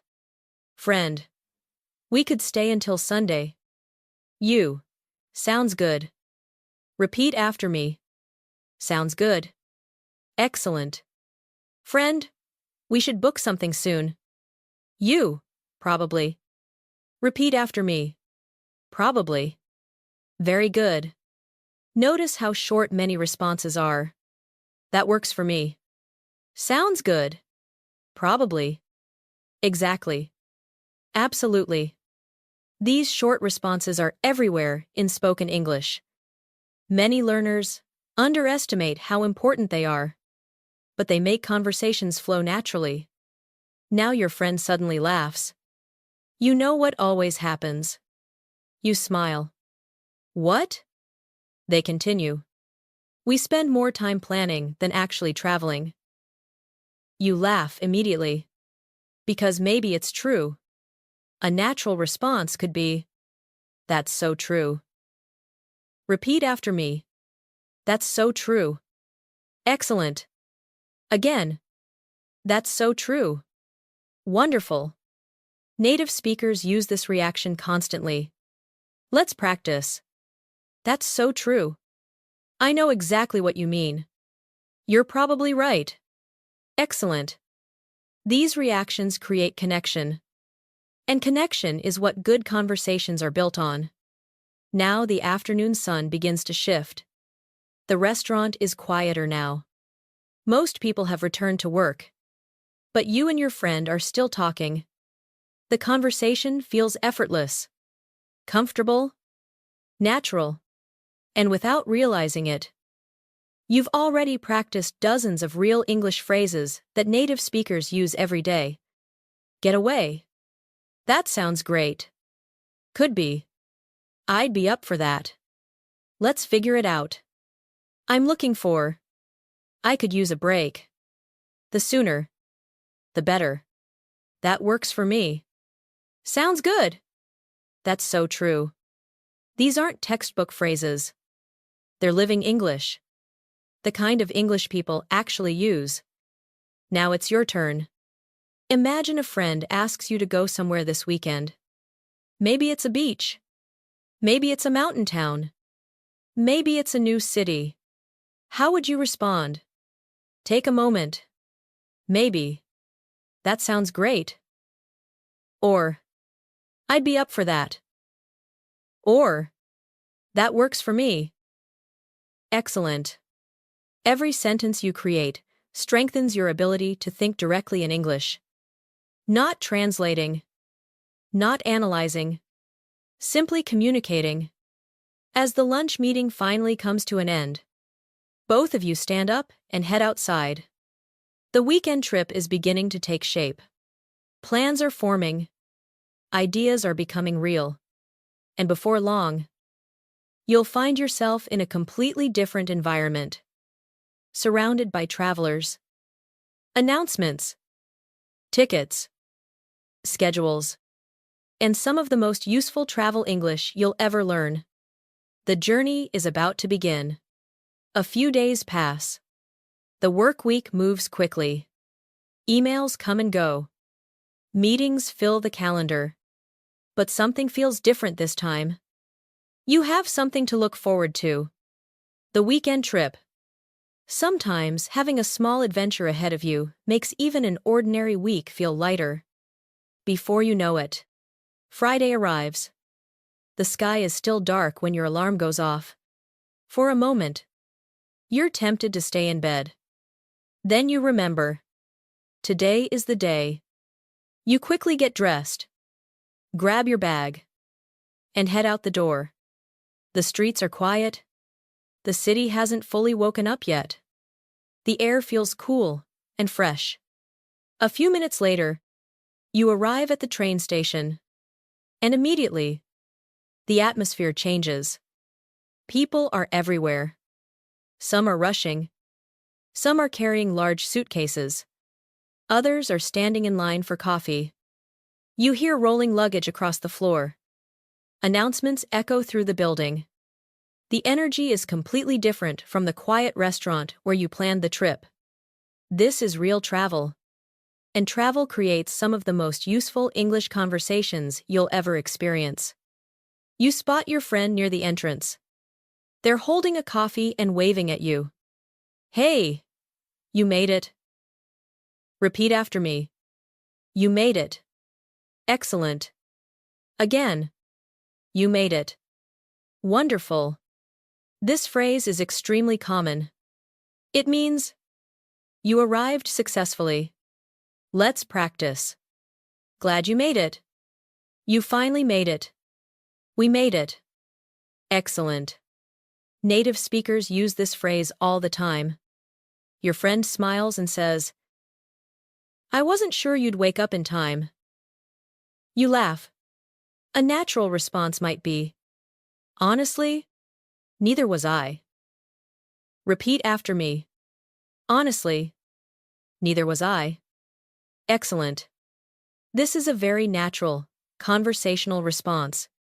Someone says, I was tired. You answer, yeah, me too. Someone says, I wasn't sure. You answer, honestly, neither was I. Let's practice. Neither was I. Excellent. Now you both walk toward the departure board. People are looking up at dozens of destinations. Your friend asks, do you know which platform we're leaving from? Repeat after me. Which platform are we leaving from? Excellent. Travel English often includes questions like this. Which gate? Which platform? Which terminal? Which exit? Let's practice. Which gate are we using? Which platform is it? Which terminal do we need? Excellent. Now imagine you look up and answer. It looks like Platform 8. Repeat after me. It looks like Platform 8. Very good. Notice the phrase, it looks like. Native speakers use this constantly when they aren't completely certain. Let's practice. It looks like rain. It looks like we're early. It looks like everything's fine. Excellent. This phrase appears everywhere in everyday conversation. Now, as you're walking through the station, you notice how busy it is. Your friend says, wow, it's packed. Repeat after me. It's packed. Excellent. Packed means extremely crowded. Let's practice. The train is packed. The restaurant was packed. The station is packed. Excellent. Native speakers use this word constantly. Not. The station contains many people. Just. It's packed. Simple. Natural. Now you finally reach the platform. The train hasn't arrived yet. You still have a few minutes. You sit down on a nearby bench. Around you, travelers are checking their phones, talking quietly, and waiting. Your friend looks relaxed. They take a sip of coffee and say, this is exactly what I needed. Repeat after me. This is exactly what I needed. Excellent. Again. This is exactly what I needed. Wonderful. Think about how useful that phrase is. After a vacation, after a break, after a good conversation, after a great meal. This is exactly what I needed. Let's practice. That was exactly what I needed. This trip is exactly what I needed. The weekend was exactly what I needed. Excellent. Now an announcement comes over the speaker. The train is arriving. People immediately stand up. The energy changes. Everything becomes more active. You and your friend grab your bags. The train pulls into the station. The doors open. Passengers step off. New passengers step on. You walk inside. Now, another common travel situation appears. Finding your seat. You look around. A few seats are available. Your friend points to one. You ask a nearby passenger, "Is this seat taken?" Repeat after me. Is this seat taken? Excellent. Again. Is this seat taken? Wonderful. One of the most useful travel questions you'll ever learn. Let's practice. Is anyone sitting here? Is this seat available? Mind if I sit here? Excellent. Native speakers use these constantly. The passenger smiles. Nope. Go ahead. Repeat after me. Go ahead. Excellent. Go ahead is everywhere in English. It means, you have permission. Let's practice. Go ahead. Go right ahead. Go ahead and sit down. Excellent. Now you settle into your seat. The train begins moving. Slowly at first. Then faster. The city starts disappearing behind you. Tall buildings become smaller. Roads become fields. The scenery changes. And so does the conversation. Travel often creates a different mood. People become more reflective, more curious, more open. Your friend looks out the window and says, "It's nice to get out of the city for a while." Repeat after me. It's nice to get out of the city for a while. Excellent. Get out of is another useful phrasal verb. Let's practice. I need to get out of the house. It's good to get out for a while. We should get out more often. Excellent. Native speakers use these phrases constantly. Now let's do a little shadowing practice. Listen carefully. It's nice to get out of the city for a while. Things have been so busy lately. And I feel like I really needed a change of scenery. Now repeat after me. It's nice to get out of the city for a while. Things have been so busy lately. And I feel like I really needed a change of scenery. Excellent. Again. More naturally. Wonderful. Notice the phrase, a change of scenery. Repeat after me. A change of scenery. Excellent. This means spending time in a different environment. Let's practice. I needed a change of scenery. Sometimes a change of scenery helps. We all need a change of scenery once in a while. Excellent. Now the train continues moving. The ride is peaceful. For a few minutes. Neither of you says much. And that's perfectly natural.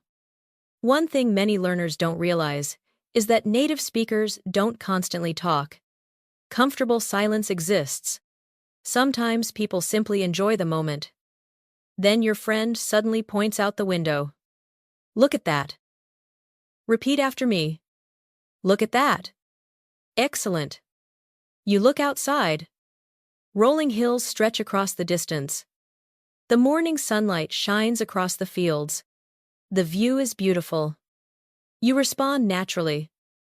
Wow. That's amazing. Repeat after me. That's amazing. Excellent. Simple reactions like this are incredibly important. Let's practice a few. That's beautiful. That's incredible. That's amazing. Wow. Excellent. Now, imagine your friend asks, When was the last time you took a trip like this? Repeat after me. When was the last time you took a trip like this? Excellent. This is a very common conversation pattern. When was the last time you? Let's practice. When was the last time you traveled? When was the last time you saw them? When was the last time you went hiking? Excellent. You think for a moment. Then answer. It's been a while. Repeat after me. It's been a while. Excellent. Again. It's been a while. Wonderful. This phrase appears constantly in everyday English. Let's practice. It's been a while since I traveled. It's been a while since we talked. It's been a while since I've done this. Excellent. Can you feel how natural these expressions sound? They're practical. They're conversational. They're real. And that's exactly what we're building together. Now pause for a moment and think about all the travel English you've practiced. You made it. Neither was I. Which platform? It looks like. It's packed. Is this seat taken? Go ahead. Get out of the city. A change of scenery. It's been a while. These are the kinds of phrases you'll hear again and again in real life. Now it's your turn. Imagine you're sitting on a train heading somewhere new. How do you feel? Excited. Relaxed. Curious. Try creating one simple sentence in English. Maybe. It's nice to get away for a while. Or, I needed a change of scenery. Or, it's been a while since I traveled. Excellent. Every sentence you create is helping English become part of your life, instead of just a subject you study. The train continues moving through the countryside. The scenery grows more beautiful with every mile. The trip is just beginning. And before long, a completely unexpected conversation with a stranger sitting nearby will introduce some of the most natural social English you'll ever hear. The train moves steadily through the countryside. Outside the window, the scenery continues to change. Small towns pass by. Fields stretch across the horizon. A river appears in the distance and disappears just as quickly. The rhythmic sound of the train creates a calm atmosphere. You lean back in your seat and relax. For the first time in a long while, there is nowhere you need to be. Immediately. No meeting. No deadline. No rush. Just the journey. Your friend is looking through photos on their phone when someone sitting across the aisle accidentally drops a book. The book slides across the floor and stops near your feet. You pick it up and hand it back. The person smiles. Thanks. I appreciate it. Repeat after me. I appreciate it. Excellent. Again. I appreciate it. Wonderful. This phrase is very common in everyday English. It means thank you, but it often sounds slightly warmer and more personal. Let's practice. I appreciate it. I really appreciate it. I appreciate your help. Excellent. The stranger smiles again. No problem. Repeat after me. No problem. Excellent. Native speakers use this constantly. No problem. No worries. You're welcome. Anytime. Let's practice. No worries. Anytime. Happy to help. Excellent. The stranger places the book back into their bag. For a moment, everyone returns to their own thoughts. Then something interesting happens. The stranger notices the travel brochure sitting on your table. Oh. Are you heading to Lakewood too? Repeat after me. Are you heading to Lakewood too? Excellent. Heading to is a very useful phrase. Native speakers use it constantly. Let's practice. I'm heading home. We're heading downtown. Where are you heading? Excellent. You smile and answer, yeah, we are. The stranger nods. Nice. You're going to love it. Repeat after me. You're going to love it. Excellent. Again.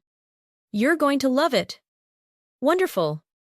Native speakers often use this phrase when recommending places, restaurants, movies, or experiences.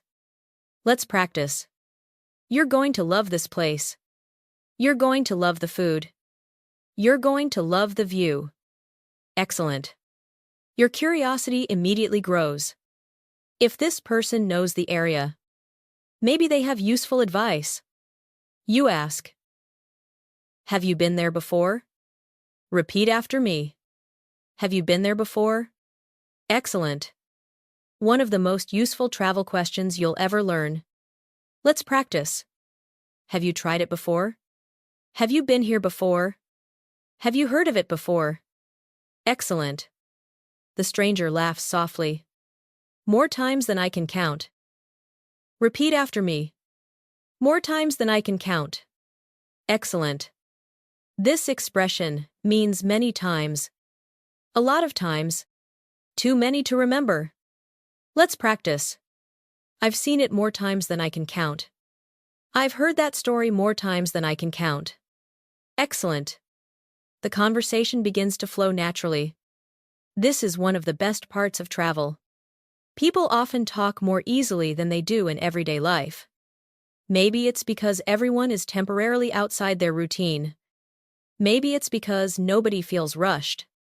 Whatever the reason, travel conversations often feel surprisingly natural. The stranger asks, so what brings you there? Repeat after me. What brings you there? Excellent. This is a very common question. Native speakers use it to ask why someone is visiting a place. Let's practice. What brings you here? What brings you to town? What brings you to this area? Excellent. You answer, we just needed a break from the city. Repeat after me. We just needed a break from the city. Excellent. The stranger nods immediately. I completely understand. Repeat after me. I completely understand. Very good. Notice how natural that sounds. Let's practice. I completely understand. I totally get it. I know exactly what you mean. Excellent. These expressions show empathy. And empathy helps conversations feel comfortable. The stranger looks out the window for a moment. Then says something interesting. Honestly, that's why I come here too. Repeat after me. That's why I come here too.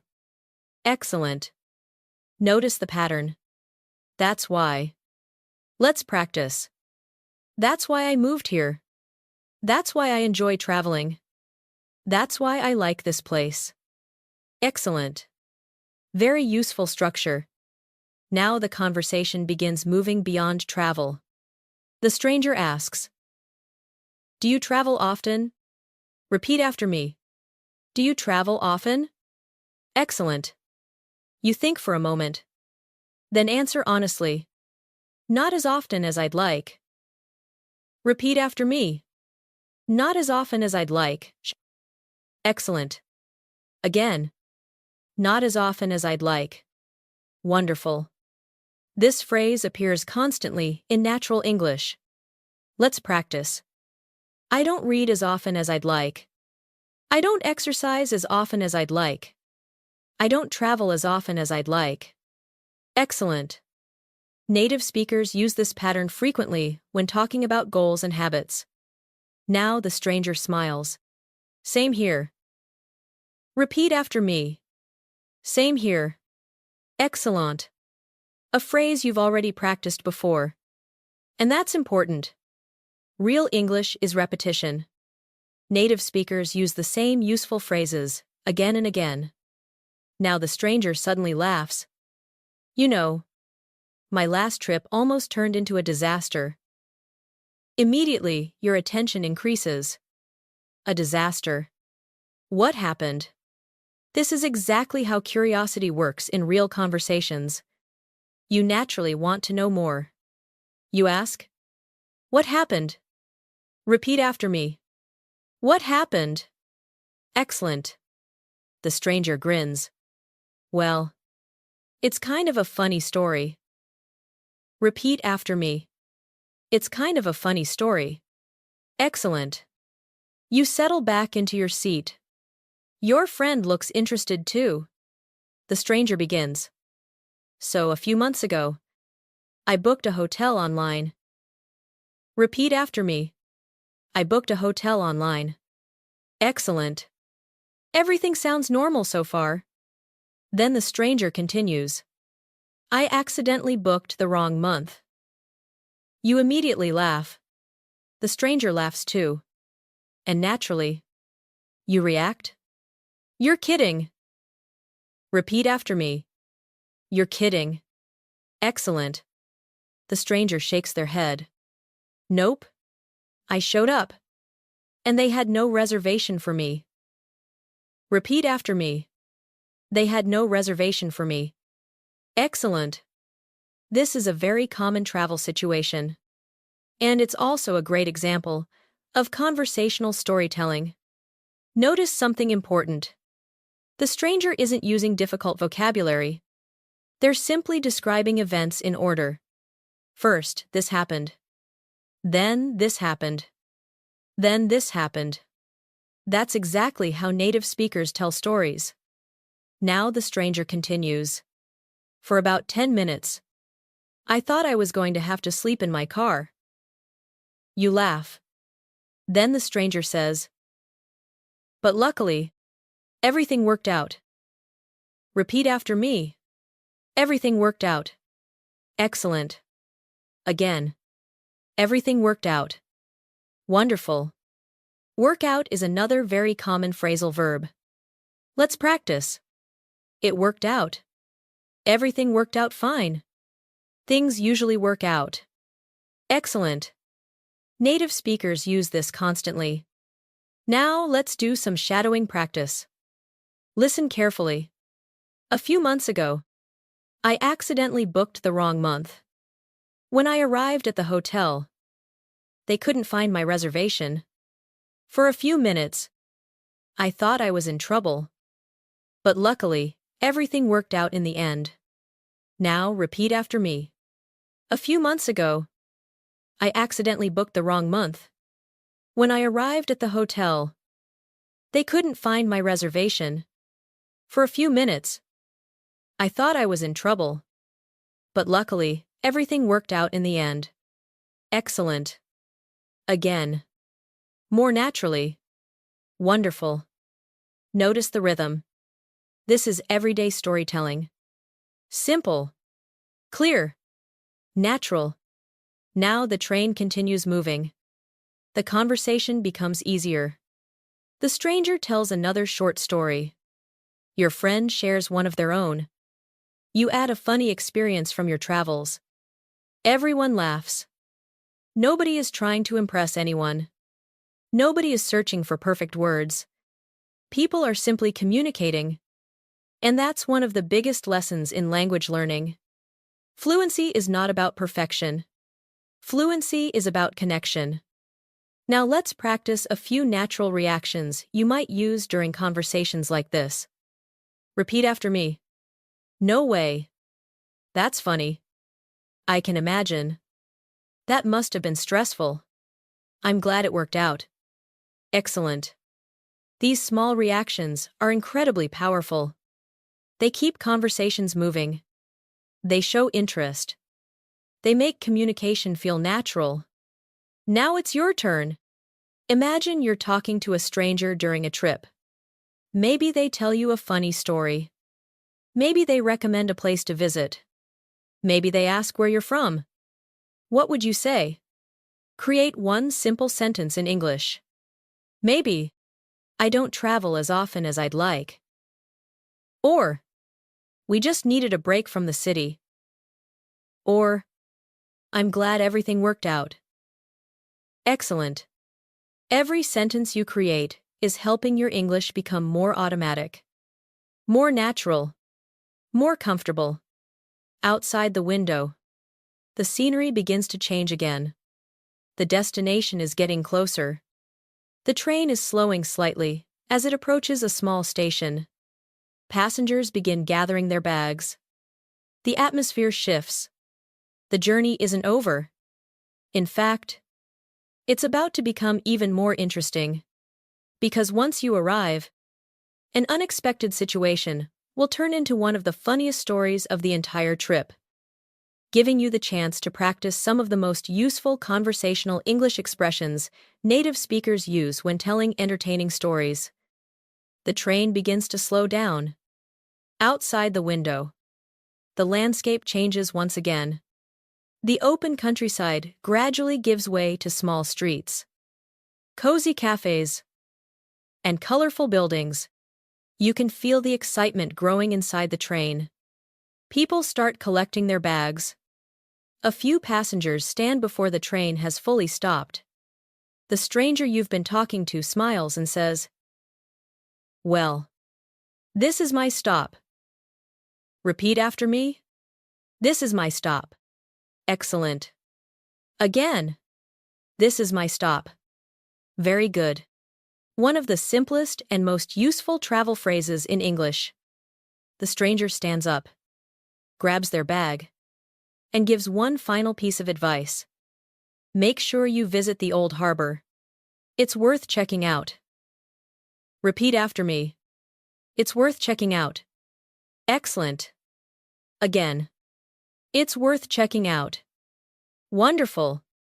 Worth checking out is a phrase native speakers use constantly when recommending places, restaurants, books, movies, and experiences. Let's practice. That restaurant is worth checking out. The museum is worth checking out. This town is worth checking out. Excellent. The train finally comes to a stop. The doors open. Fresh air fills the train car. You and your friend step onto the platform. Immediately, you notice how different everything feels. The pace is slower. The air feels cleaner. The atmosphere feels lighter. For a moment, you simply stand there and take it all in. Your friend smiles. We're finally here. Repeat after me. We're finally here. Excellent. Can you hear the excitement in that phrase? It's simple, but it carries emotion. Let's practice. We're finally here. I finally made it. We finally arrived. Excellent. Native speakers often add finally when they've been anticipating something. Now the two of you begin walking toward your hotel. The streets are charming. Small shops line the sidewalks. People are sitting outside cafes, enjoying the afternoon sunshine. Everything feels relaxed. Then something unexpected happens. You stop walking. Your friend stops too. Both of you look at each other. Something feels wrong. You check your pocket. Then your backpack. Then your jacket. Your hotel reservation confirmation is nowhere to be found. For a brief moment, panic appears. You say, I think I forgot something. Repeat after me. I think I forgot something. Excellent. Again. I think I forgot something. Wonderful. Notice the hesitation. Native speakers use hesitation sounds constantly. Real conversations aren't perfect. Let's practice. Well. Let me think. Excellent. These fillers make speech sound more natural. Now, your friend asks, "What do you mean?" Repeat after me. What do you mean? Excellent. You explain. I can't find the reservation email. Repeat after me. I can't find the reservation email. Excellent. Again. I can't find it. Wonderful. This phrase appears constantly in daily life.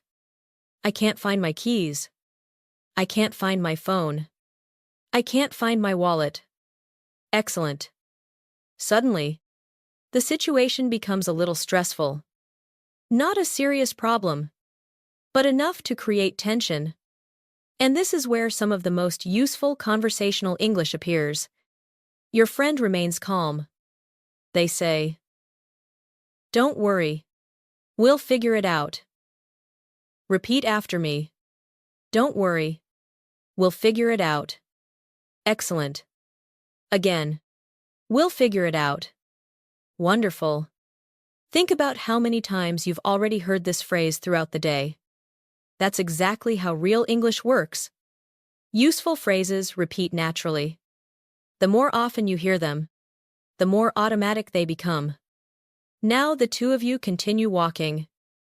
A few minutes later, you arrive at the hotel. The building is beautiful. Old brick walls. Large windows. Flower boxes beneath every balcony. The place looks exactly like the photos online. You walk inside. The receptionist smiles warmly. Welcome. How can I help you? Repeat after me. How can I help you? Excellent. A phrase you've heard before. And that's important. Real English recycles useful patterns. Now you explain. Hi. I have a reservation, but I can't find my confirmation email. Repeat after me. I have a reservation, but I can't find my confirmation email. Excellent. This is practical English. Real-world English. The kind you can use immediately. The receptionist smiles. No problem. Repeat after me. No problem. Excellent. They continue. What's the name on the reservation? Repeat after me. What's the name on the reservation? Excellent. You provide your information. The receptionist types for a moment. A few seconds pass. Then, they smile. I found it. Instant relief. Repeat after me. I found it. Excellent. Native speakers often use emotional reactions at moments like this. Oh. Good. That's a relief. Perfect. Let's practice. That's a relief. Repeat after me. That's a relief. Excellent. Again. That's a relief. Wonderful. This phrase appears constantly whenever stress disappears. Maybe you find your keys. Maybe your flight isn't canceled. Maybe a problem gets solved. That's a relief. Now the receptionist hands you the room key. Everything is fine. The problem lasted only a few minutes. But it created a valuable learning opportunity. Because many real-life conversations happen when things don't go exactly as planned. And those conversations often contain the most useful English. Now you and your friend head upstairs. The room is comfortable. Not luxurious, but cozy. The window overlooks the harbor. Sunlight reflects off the water. For a moment, neither of you says anything. Then your friend looks outside and says, "This was a good idea." Repeat after me. This was a good idea. Excellent. Again. This was a good idea. Wonderful. Simple. Natural. Positive. Now you answer. Yeah. I'm glad we did this. Repeat after me. I'm glad we did this. Excellent. Native speakers use glad constantly. I'm glad you're here. I'm glad we came. I'm glad it worked out. Excellent. Now let's do a short shadowing exercise. Listen carefully. Honestly, I wasn't sure about this trip at first. But now I'm really glad we came. It's nice to get away from work for a while and spend time somewhere different. Now repeat after me. Honestly, I wasn't sure about this trip at first. but now I'm really glad we came. It's nice to get away from work for a while and spend time somewhere different. Excellent. Again. More naturally. Wonderful. Notice how naturally the ideas connect together. At first. But now. Native speakers constantly compare expectations with reality. At first. I was nervous. But now I feel better. At first. I wasn't sure. But now I'm glad I did it. Excellent. These patterns are incredibly useful. Now the afternoon begins turning into evening. The sunlight softens. The harbor becomes quieter. Boats gently move across the water. The atmosphere feels peaceful. And that's when something interesting happens. Your friend asks a deeper question. Not about travel. Not about work. Not about plans. A question about life. A question about goals. A question that many people ask themselves but rarely say out loud. Your friend looks out the window and asks, "Are you where you thought you'd be by now?" For a moment, you don't answer. Because it's a bigger question than you expected.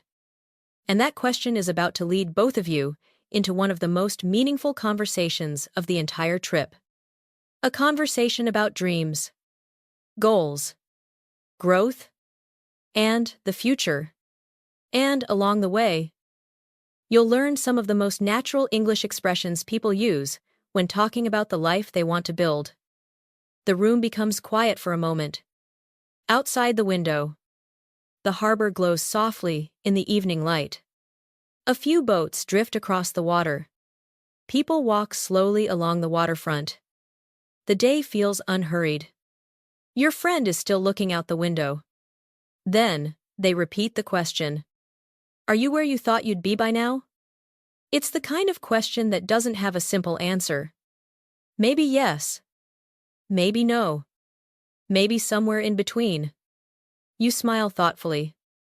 Then you say, honestly, I'm not sure. Repeat after me. Honestly, I'm not sure. Excellent. Again. Honestly, I'm not sure. Very good. This is a wonderful example of natural English. Many learners think they always need a strong answer. But native speakers often admit uncertainty. Let's practice. I'm not sure. Honestly, I'm not sure. I haven't really thought about it. Excellent.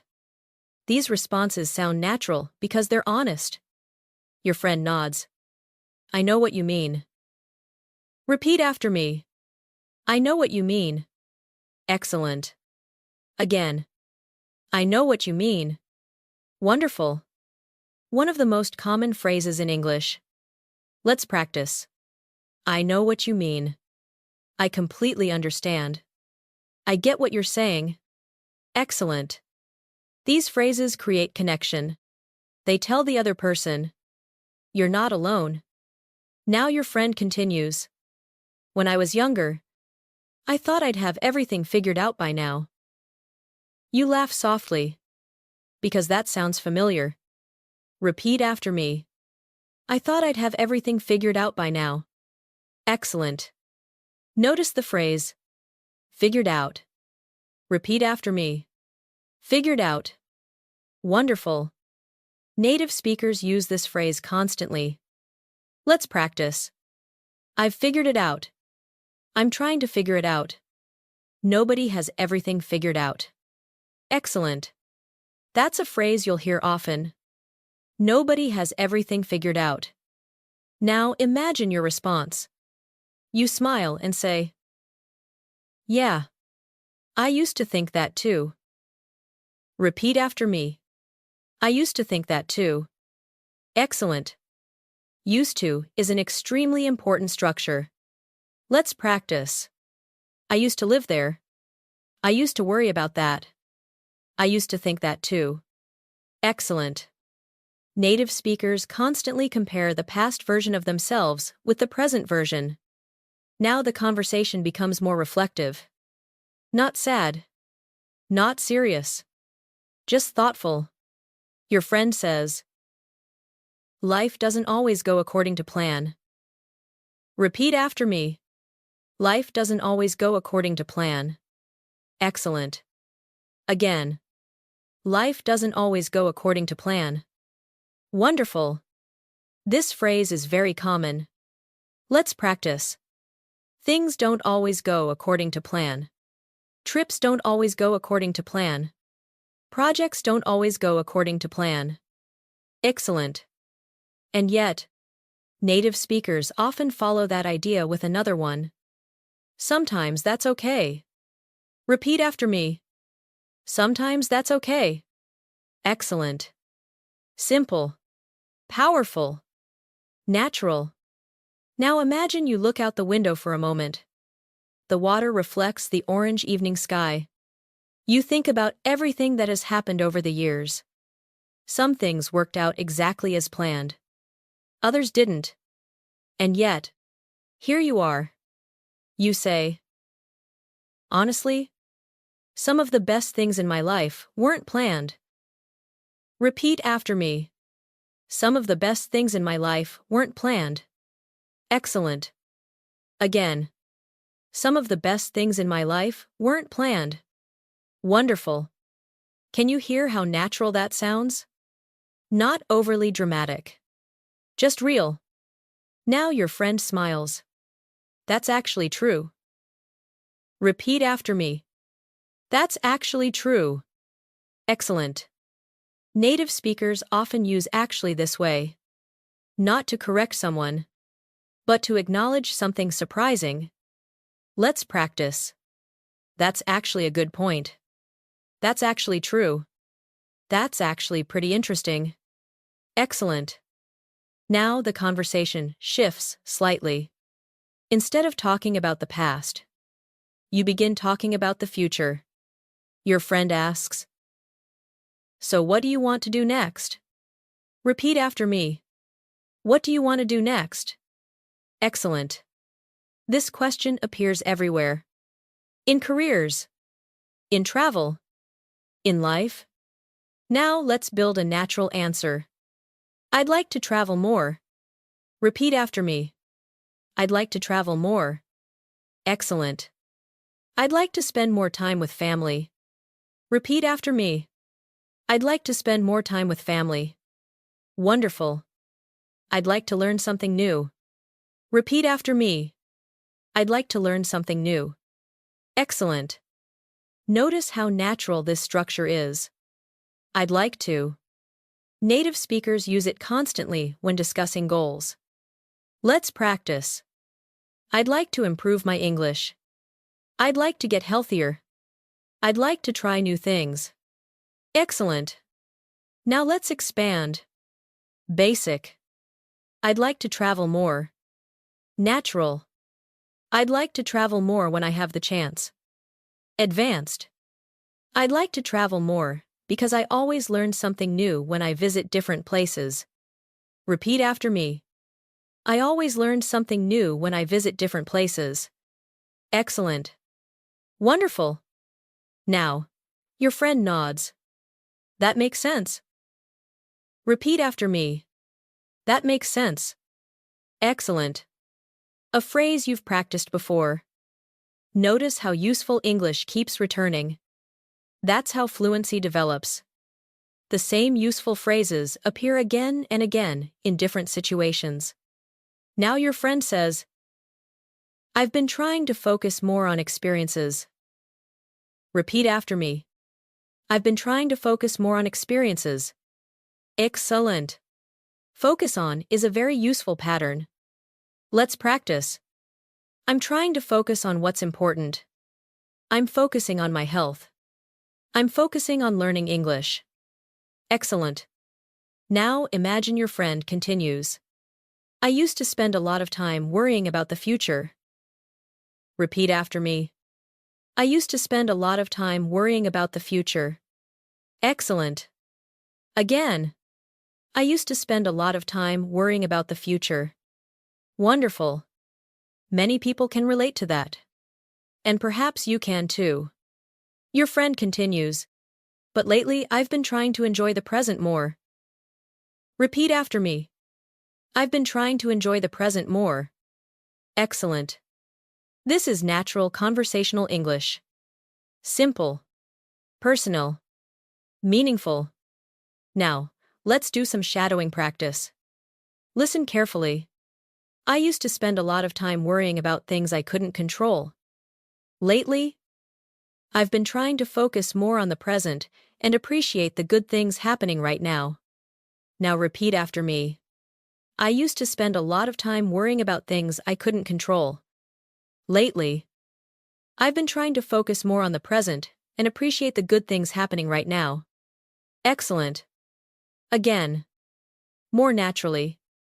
Wonderful. Notice the flow. Native speakers often talk about personal growth using simple language.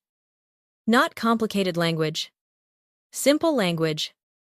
Now the conversation continues. The evening grows darker. Lights begin appearing along the harbor.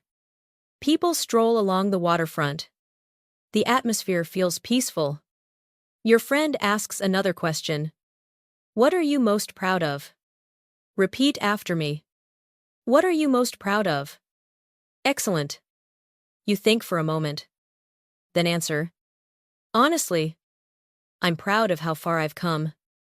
Repeat after me. I'm proud of how far I've come. Excellent. Again. I'm proud of how far I've come. Wonderful. This phrase is powerful. Let's practice. I'm proud of the progress I've made. I'm proud of what I've learned. I'm proud of how far I've come. Excellent. Now pause for a moment. Think about your own English journey. Maybe you're not fluent yet. Maybe you still make mistakes. Maybe speaking still feels difficult sometimes. That's okay. Remember this. Every sentence you repeat is progress.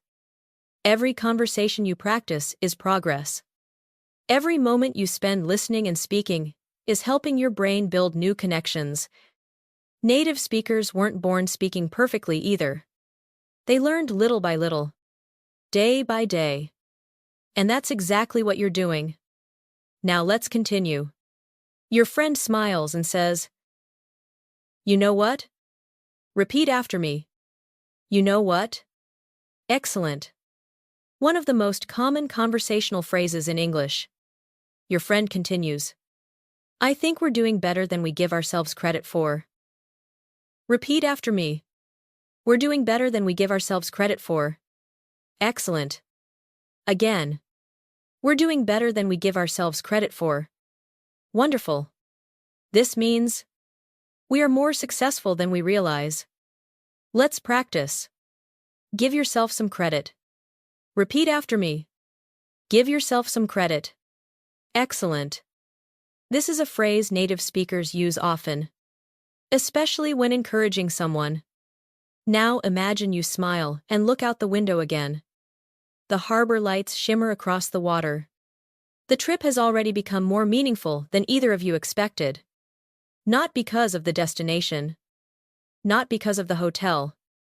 But because of the conversations, the laughter, the memories, the perspective. And without realizing it, you've practiced dozens of natural English phrases along the way. I'm not sure. I know what you mean. I used to think that too. Life doesn't always go according to plan. I'd like to. That makes sense. I'm proud of how far I've come. Give yourself some credit. These are real phrases. Human phrase. The kind native speakers use every day. Now it's your turn.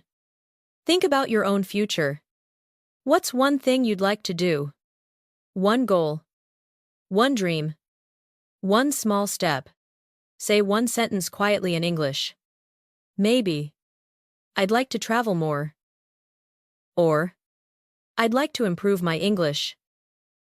Or, I'm proud of how far I've come. Excellent. Every sentence matters. Every sentence is building confidence. And as the evening continues, The conversation naturally begins shifting toward reflection.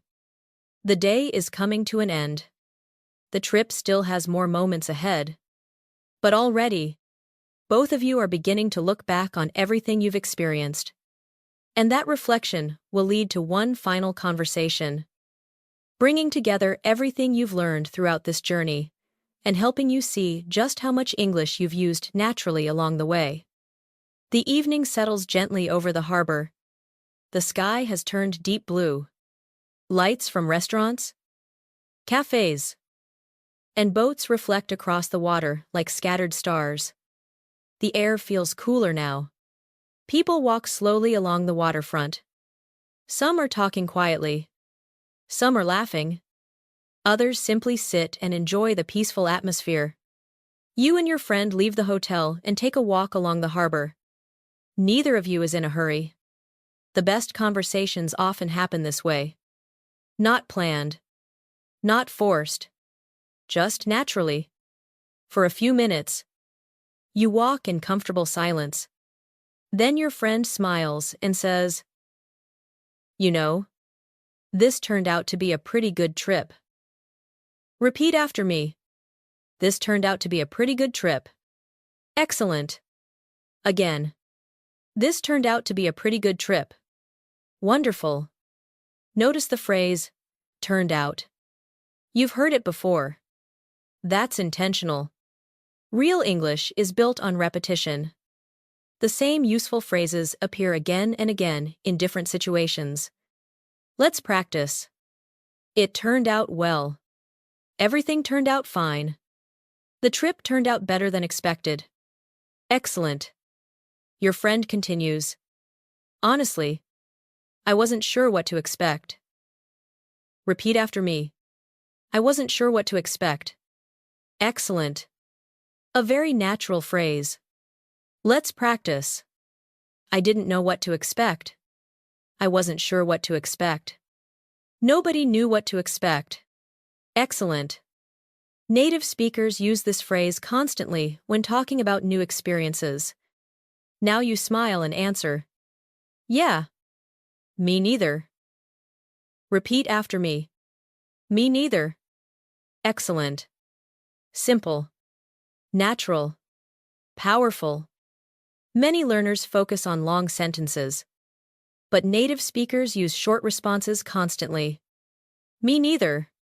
Exactly. Absolutely. I agree. Good point. Let's practice. Good point. Repeat after me. Good point. Excellent. I agree. Wonderful. These small phrases make conversations flow naturally. Now the two of you continue walking. The harbor is beautiful at night. The water moves gently beneath the lights. You take a deep breath. Your friend looks around and says, "It's nice to slow down sometimes." Repeat after me. It's nice to slow down sometimes. Excellent. Slow down is another common phrasal verb. Let's practice. I need to slow down. Things finally slowed down. It's good to slow down once in a while. Excellent. Native speakers often use this phrase when life becomes busy. Now you think about everything that happened during the trip. The train ride. The conversations. The unexpected problems. The laughter. The memories. And you realize something. Some of the best moments were the simplest ones. You say, "I think I needed this more than I realized." Repeat after me. I think I needed this more than I realized. Excellent. Again. I think I needed this more than I realized. Wonderful. Can you hear how natural that sounds? This is the kind of sentence native speakers use when reflecting on an experience. Now your friend nods. I know exactly what you mean. Repeat after me. I know exactly what you mean. Excellent. A phrase you've practiced several times. Because that's how people actually speak. Useful language repeats. Now let's do a little reflection together. Think about the journey you've taken throughout this entire lesson. You started your day at a coffee shop. You practiced greetings. Morning. How's it going? Can I get a coffee? Then you went to work. You learned small talk. Busy morning. Got a minute? Same here. Then you reconnected with an old friend. It's been forever. How have you been? We should catch up sometime. Then you shared stories over lunch. You practiced reactions. No way. You're kidding. That's hilarious. Then you solved a problem over the phone. I'm calling about an order. There seems to be a problem. Thanks for letting me know. Then you planned a weekend trip. That sounds great. I'd be up for that. Let's figure it out. Then you traveled. Is this seat taken? It's been a while. I needed a change of scenery. Then you met new people. You shared stories. You learned reactions. You learned travel English. And finally, you reflected on life, goals, and the future. All of that happened using simple English. Not complicated English. Not perfect English. Just real English. That's the secret. Many learners spend years waiting until their English feels perfect. But native speakers don't speak perfectly. They communicate. They connect. They express ideas. And that's what you've been practicing. Now let's continue our evening walk. The harbor grows quieter. The restaurants begin closing. The streets become less crowded. Your friend suddenly asks, if you could give your younger self one piece of advice, what would it be? Repeat after me. If you could give your younger self one piece of advice, what would it be? Excellent. A thoughtful question. You think for a moment. Then answer. I'd probably tell myself not to worry so much. Repeat after me. I'd probably tell myself not to worry so much. Excellent. Let's practice. Don't worry so much. Everything will be okay. Things usually work out. Excellent. These are phrases many people need to hear. Now your friend smiles. That's good advice. Repeat after me. That's good advice. Excellent. Advice is a useful word. Let's practice. That's good advice. I appreciate the advice. Thanks for the advice. Excellent. Now let's do one final shadowing exercise. Listen carefully.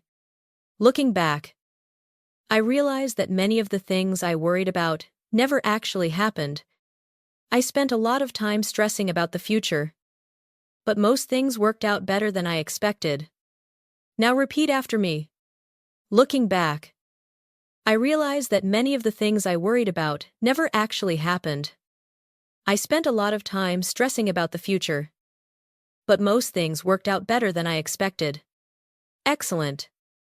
Again. More naturally. Wonderful. Notice how smooth and conversational that sounds. This is real-life English. The kind people use when sharing experiences and lessons they've learned. Now the two of you reach the end of the harbor. The water stretches quietly into the darkness. For a moment, neither of you says anything. Then your friend smiles. You know what? Repeat after me. You know what? Excellent. We should do this again sometime. Repeat after me. We should do this again sometime. Excellent. One of the most common ways people end a meaningful experience. Let's practice. We should do this again. Let's not wait so long next time. Let's stay in touch. Excellent. Now you answer. Definitely. Repeat after me. Definitely. Excellent. Absolutely. Wonderful. Sounds good. Excellent. Short responses. Natural responses. Real responses. Now let's pause one final time. Think about everything you've accomplished today. Not just in the story. In your English. You've listened. You've repeated. You've shadowed. You've practiced. You've learned new phrases. You've reviewed old phrases. And most importantly, you've spent time thinking in English. That's the real goal. Not memorizing lists. Not studying rules forever. Thinking in English. Little by little. Conversation by conversation. Day by day. And here's something important. You probably understand more English than you think. You probably know more than you give yourself credit for. The challenge isn't learning thousands of new words. The challenge is becoming comfortable using the words you already know. That's exactly what you've practiced throughout this journey. So, before we finish, I'd like you to do one simple thing. Think about your day. Your real day. Maybe you're relaxing at home. Maybe you're walking outside. Maybe you're listening before bed. Now, describe your day in one simple English sentence. Just one. Maybe. It was a good day. Or, I'm looking forward to tomorrow. Or, I'm proud of how far I've come. Wonderful. Hold on to that sentence. Because every sentence you create is proof that you're building fluency. Every sentence is a step forward. And every step forward matters. Thank you for spending this time with me today. Keep listening. Keep practicing. Keep speaking.